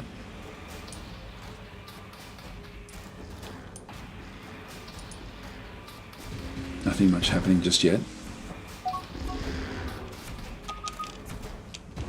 Yeah, we'll definitely get that one. We'll assign that mission. Here we go. We're now moving back in to try to capture, to get moved close to this ship in through here. We found an abandoned frigate. We'll investigate and just go across there. Again, just move that one across into the second fleet. I might move the second fleet down now.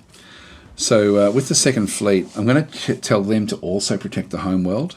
So I can do this in different ways. I can sort of tell it to just move off towards the homeworld, but I can go back to the second fleet. And you can see that their home base is Theonis 3 spaceport, which is exactly what we want anyway. This is actually our home system.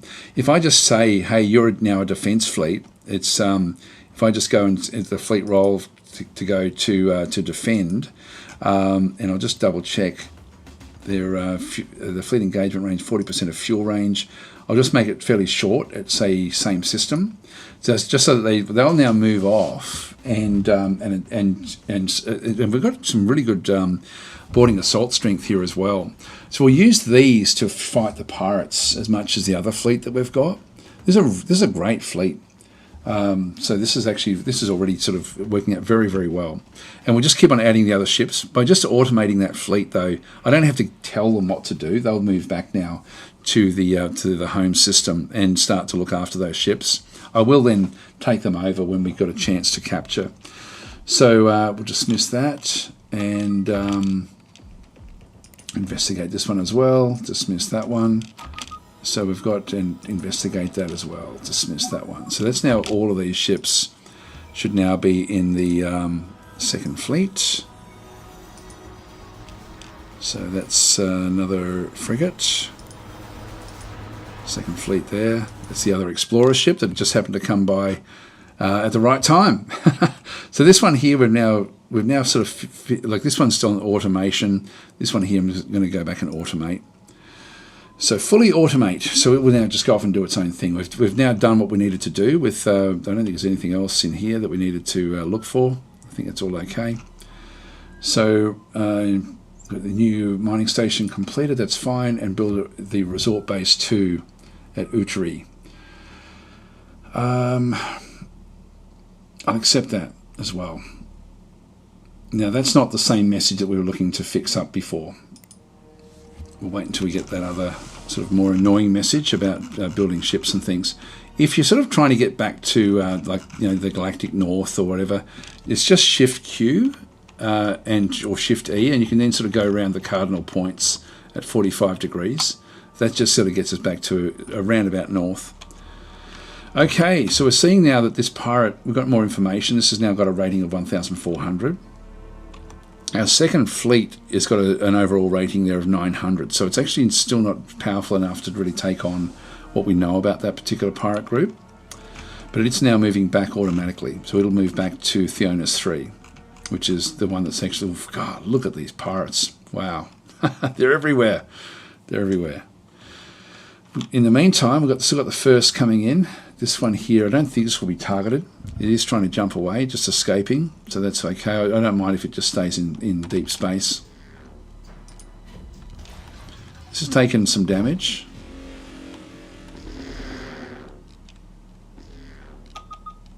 Maybe deal breaker beams, potentially. It's being raided, so nothing we can do about this. There's going to be heaps of them that will come in ultimately. This is going to be completely overwhelmed. We do have to get this protection up in this early part of the game. Quite saying, surely your homeworld has troops. We're still building up. We've got 2 that are built, third one on its way to being built, but there's going to be more and more pirates that will. We need about 5 or 6 of these. So I'll queue up. I don't have enough money. I've got enough for 1 more troop. I can just get a. This is a basic build, and then this is actually a clone troop. So I'll grab the clone troop there, which will sort of be whatever the best troop is that we have, like whatever experience. And they're getting experience by fighting off the pirates, but they've still got the pirates are overwhelming at this stage. What we don't want them to get is we don't want them to go and get the Caslon. Now this one's trying to jump away. It's trying to escape. But we're not close enough with any of these. There's a constructor. Yep, so it's just coming back in to get resources.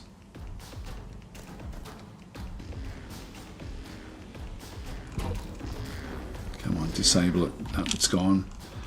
Alright, let's go for the next one.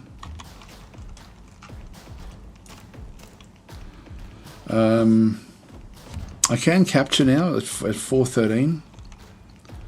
But let's just attack at this stage. I need them much closer. They will sort of eventually get into a position where they can fight more effectively together. So I don't even know where the third one is.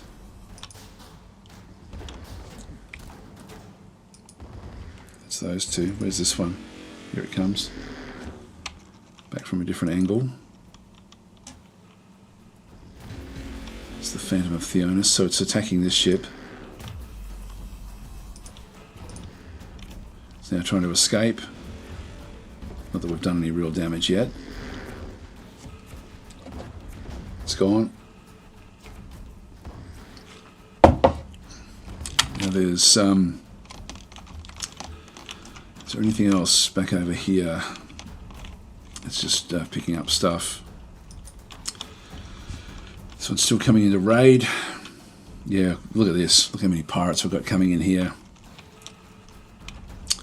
We do have space control, but they've got overwhelming odds. So it's sort of not going to work out that well for us. I'm just going to go up the first again and move them down into here. Attack this one. Because we are slowly hitting this. The Xenox have got very, very powerful shields, and this is the problem we have. That's why the deal breaker beams are going to be so important.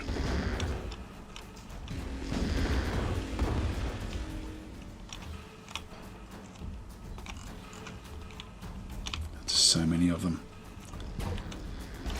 Just going to have to take our medicine, I think.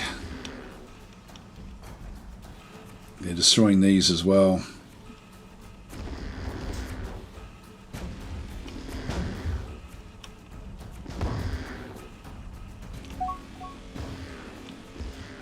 So they've now finished raiding. One of them's still alive here.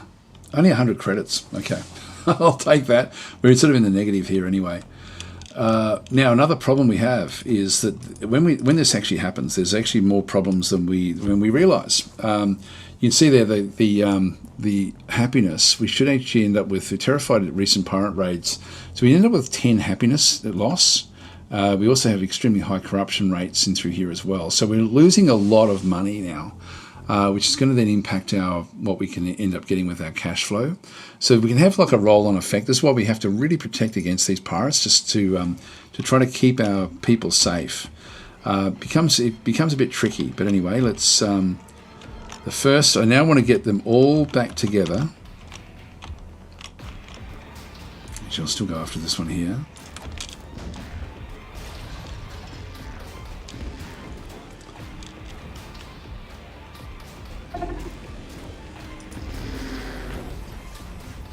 It's escaped. It's more important that we try to keep everyone sort of cohesive at this stage.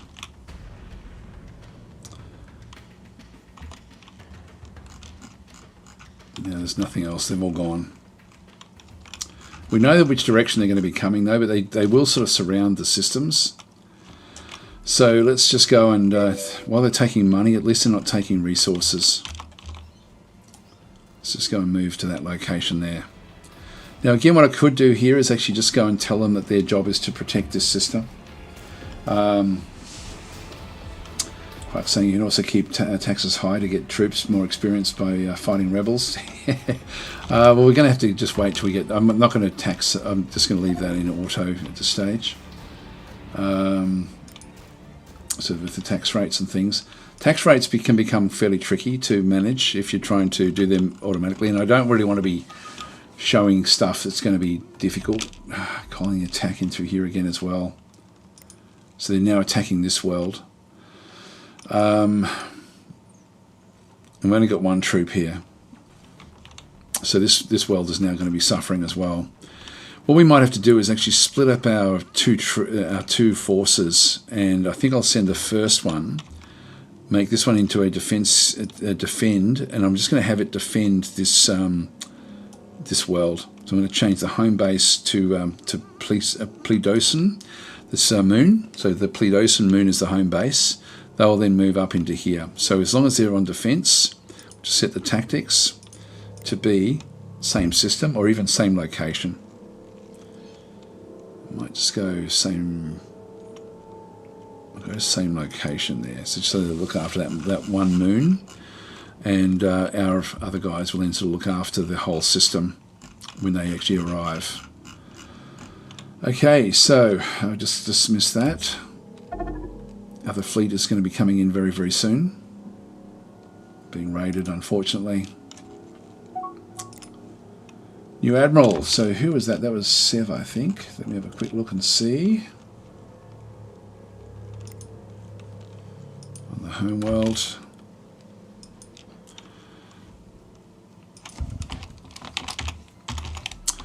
Sev. Again, I'm going to change this one from being automated through to being on the actual second fleet, which is the more powerful fleet. Transfer to the location. So it's now transferring to the dreadful Inquisitor on the second fleet there.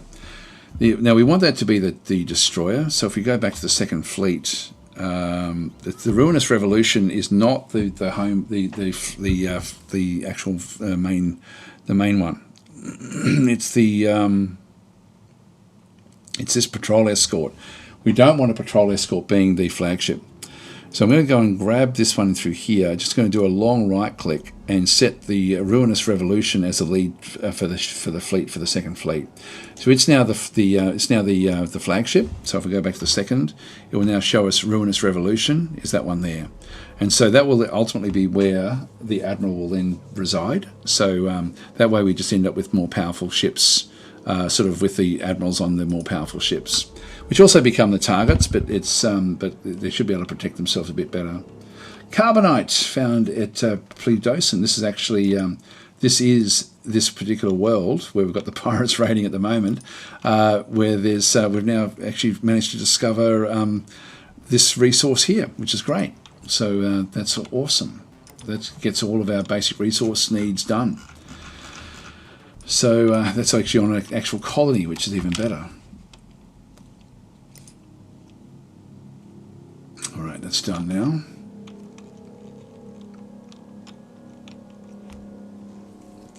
Shakespeare saying, hope you have many victorious space battles and your flagship doesn't end up a smouldering debris. Rebels have withdrawn for taking a little bit of credits. But instead of, like, while we've got hardly any credits, actually not too bad. It's resources I don't want them to take.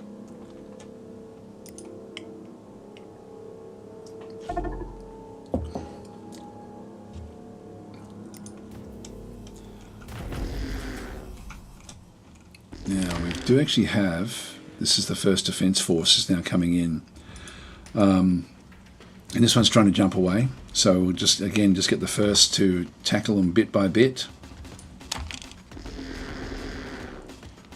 It's got to line up first. Oh, it got away, unfortunately. Another ship coming in. This one's coming in to do another raid. So first, and we will attack.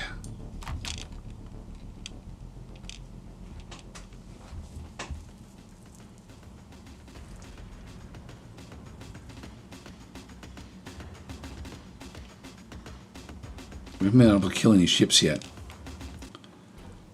which is sort of not good.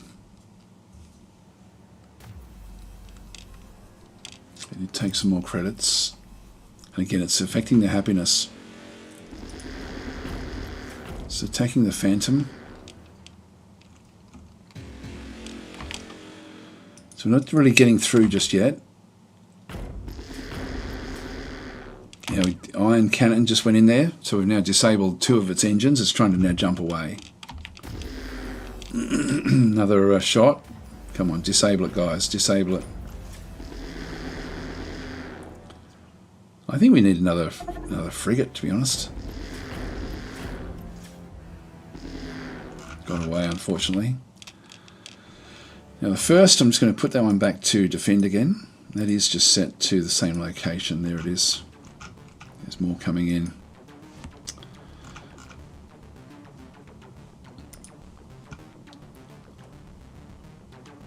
So we're going to ground battle raging against the pirates again. Just let them do their own thing. Second should be moving in. Hang on, we're taking damage here. This is Ev on board. It's trying to escape. Let's have a quick look and see what's happening here. What are we fighting this? Just a Gravelex.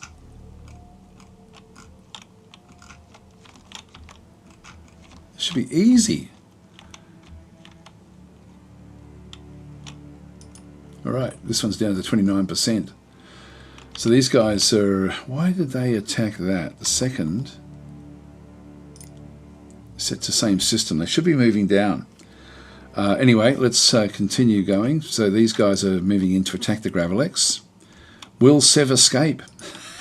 He's literally just come into the game. Yeah, he's got away.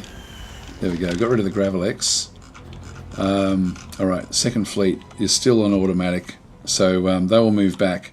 But they took a bit of damage there. A bit of damage. Okay, so anyway, we'll get them back to the home systems. So there's a couple of escapes happening.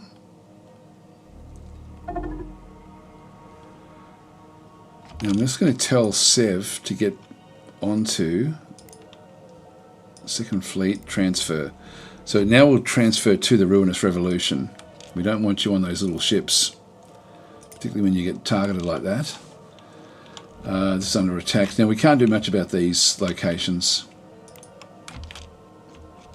Just have to look after our home system. That's the important stuff at this stage.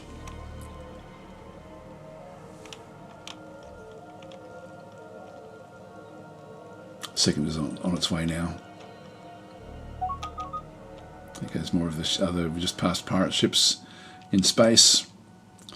New resort base completed. Raiders withdraw. Wow, this is what we don't want. This is what we don't want. Okay, so they've stolen a whole lot of stuff. That's the hard thing that's to replace. Anyway, we're on our way back again now to defend the home system. Was that the one that we're finding annoying? Yeah, this is actually it. So this is the I'm finding it annoying now with the with what it's doing with the ship stuff. So I'm going to change. So ship construction is set to suggest. So I can change that one to manual, so that we end up doing that one manually from this point forward. So that's now not going to. That's never going to ask us that again. So we're just going to now decline that one. Because I haven't really taken them up on it. I do like to know sort of what it's thinking, but I don't often like to follow the suggestions. So I was saying, seems the character is getting XP quite fast with this constant speed. Yeah, there's full on the pirates that we're dealing with. There's a lot of them now coming back through, and they're going back in for repairs. Good boarding assault strength as well, so we should be able to start to capture some ships. We have to destroy some though, because this has become quite tricky. Now we've got our money situation back up again. I'm not happy that our first fleet hasn't even killed off a single ship. Like it's doing okay. It's just not finishing them off. So I can either raid this fleet here for more ships, which I don't think I'll do. I think I'll keep them all together. But what I will do is I will actually go and add to more of these defense fleets. So they're just not quite strong enough yet. So let's go back into the templates, defense fleet template. Just going to go and edit this one. And I'm thinking it's actually going to be the frigates. I think I'll throw 4, 2, 1. I think I'll do it this way. So we'll assign that one. That'll do us. When I do that, now that I've sort of upgraded that particular fleet, if I go back in and press my first fleet, so I've got them in through here, the actual fleet template we're using is a defense fleet, and now it's actually been upgraded to having the 4. And so it's now saying, hey, we're missing a ship, build me a new ship. It's going to cost 6,000 credits. And so I can just go and click on bang, and there it goes. It'll now be built. It's being built automatically back at the back in through here. There it is there, under construction. And so it's, is it under construction from here? No, it's waiting for, that one's waiting to do repairs. So it must be it's being built from the actual planet itself. So it's being built in orbit. So that's the, so that one will then be built and then join up with the others.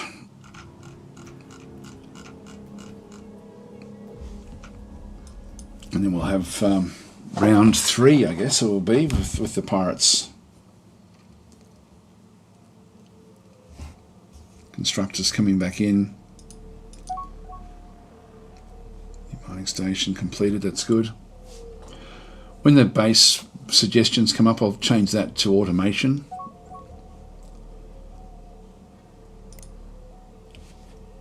they might as well start. Our money situation is not bad, even with this brand new fleet that we picked up.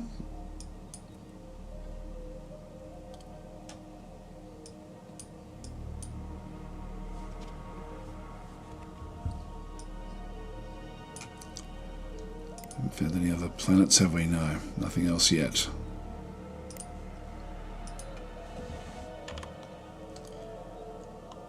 Still not started construction yet. One thing that may sort of slow us down now is the with the raids. Got 14 shortages, but we do actually have steel is actually really getting short. Let's have a look down in here. Steel is okay here, actually, which is fine. It's steel and Caslon that we do need to get more of. But again, money situation is working out pretty well for us.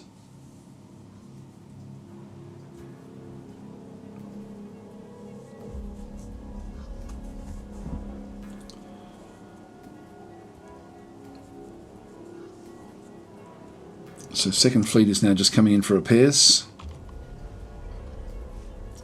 Looks like they've all been done. Yep, so it's still just building freighters and things automatically. How are we going here? This one's almost done.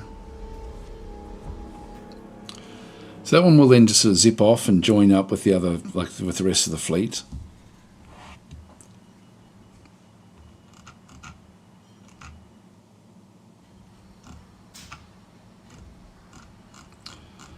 I'm just going to wait.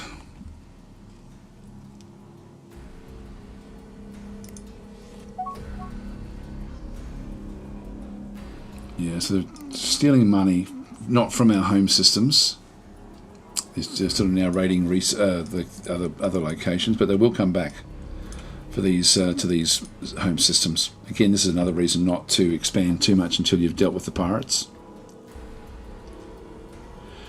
And for that, we're going to need big fleets. All right, well, we can certainly get our troops in order now.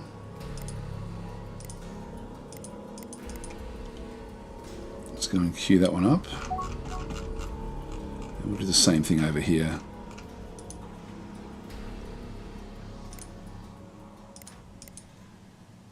Let's get 2 more there, and we'll just build a few more on this system just for just another armor and a couple more clone troops there. So you can see there, if I just build a standard old one, the defense there is 188, but the ones that have got the experience are up to 216. Ah, here we go. We've got the Wekarus. Now they're going to be slightly hostile towards us. So these are sort of amphibian as well. They may become friendly actually.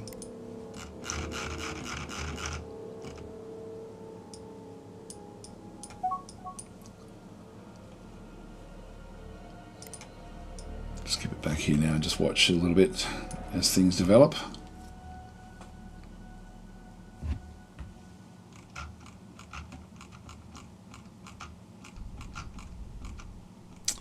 Oh, a ship graveyard. Okay, so what we want to do here is we want to be going across and getting all of those. There's a Wekarus exploration ship right there as well. Did we got an exploration ship? Looks like we do. There it is.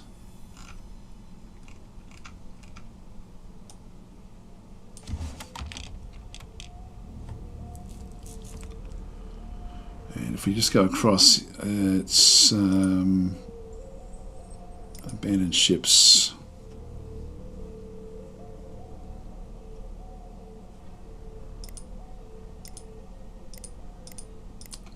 Try to get a hold of all of these as well.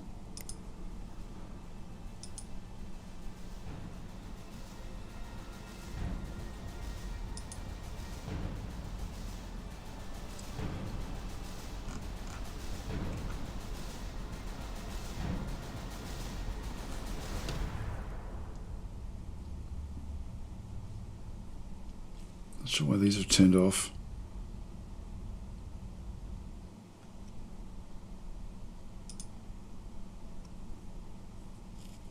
Oh, it looks like some of them have already taken up the job.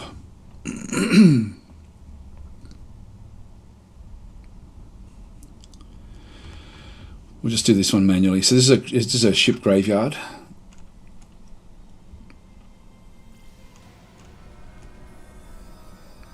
And we may have to share this one with the Wekaris, I would guess.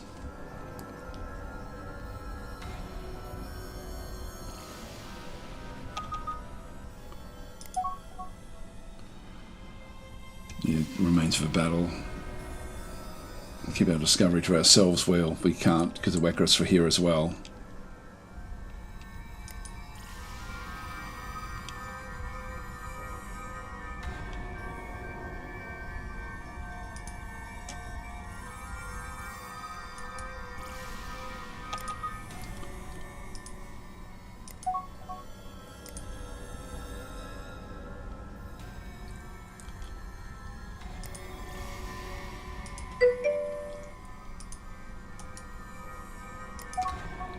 Investigate.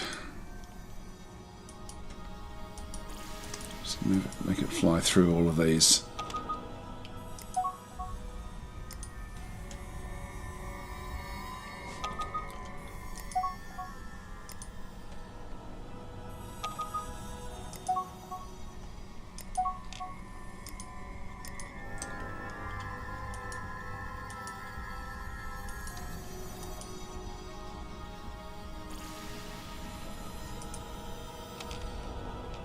Yeah, so they've now got exploration ships coming through. So what we need to do is make sure that we've got construction ships.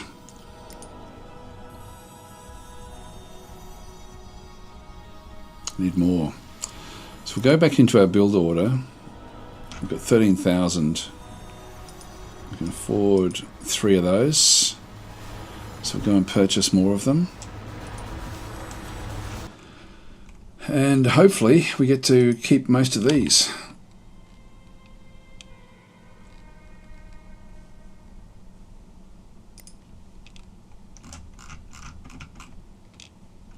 So we've got 3 queued up at this stage.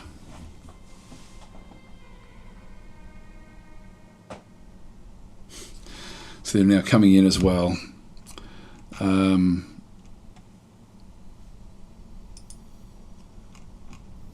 Yeah, okay, we'll just move this one off now to be fully automated. It just can go off and keep on exploring things.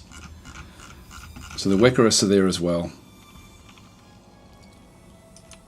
Here we go. So the first one is coming in to build it. If we just go back to our construction ships, you can sort of see them all where they are. That one's coming in as well. That one's going off to build something else.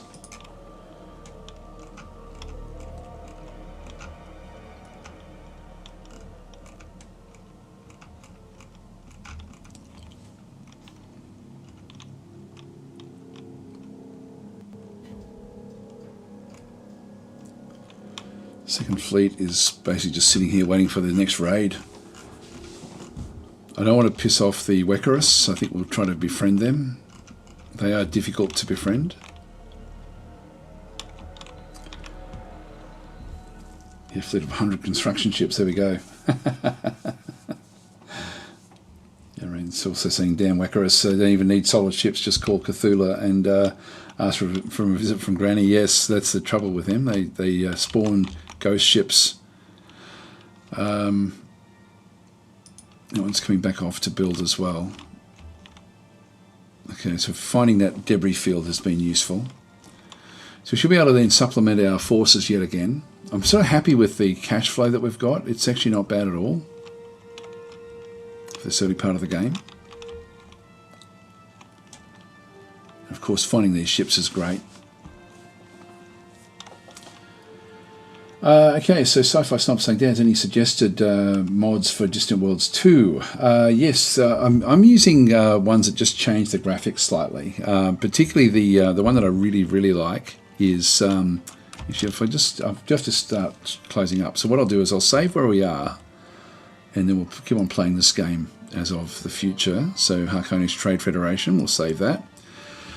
So if I just go back out to the main menu, I think we can see the mods from in here.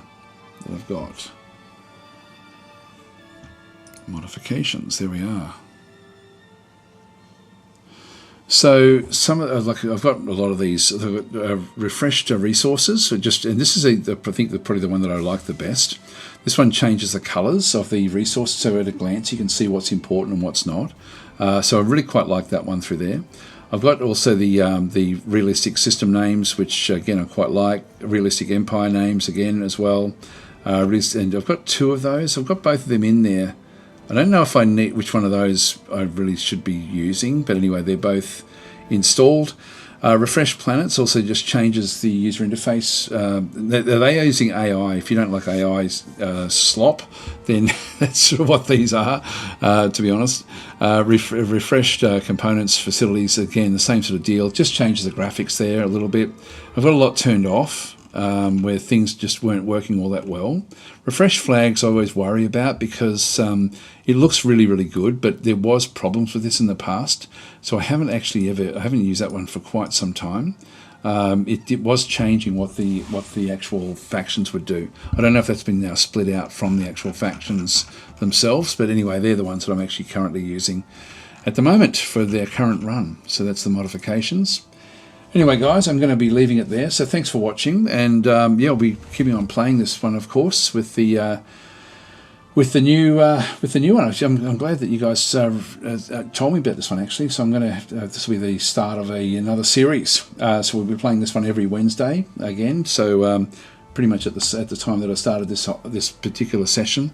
I'll have to think about how I now rename this particular one because we had I think I can edit the YouTube video down just so that it only starts at where we kicked off, because I think it's more important to actually show that we're now looking at the new systems. I may even just do a dedicated video for it at some point. I'll see how I go anyway. Anyway, guys, thanks for watching, and I'll be back again tomorrow. Don't know what I'll be playing tomorrow. There's got a lot of games on the boil at the moment, so we'll see how we go. Thanks for watching. I'll catch you then.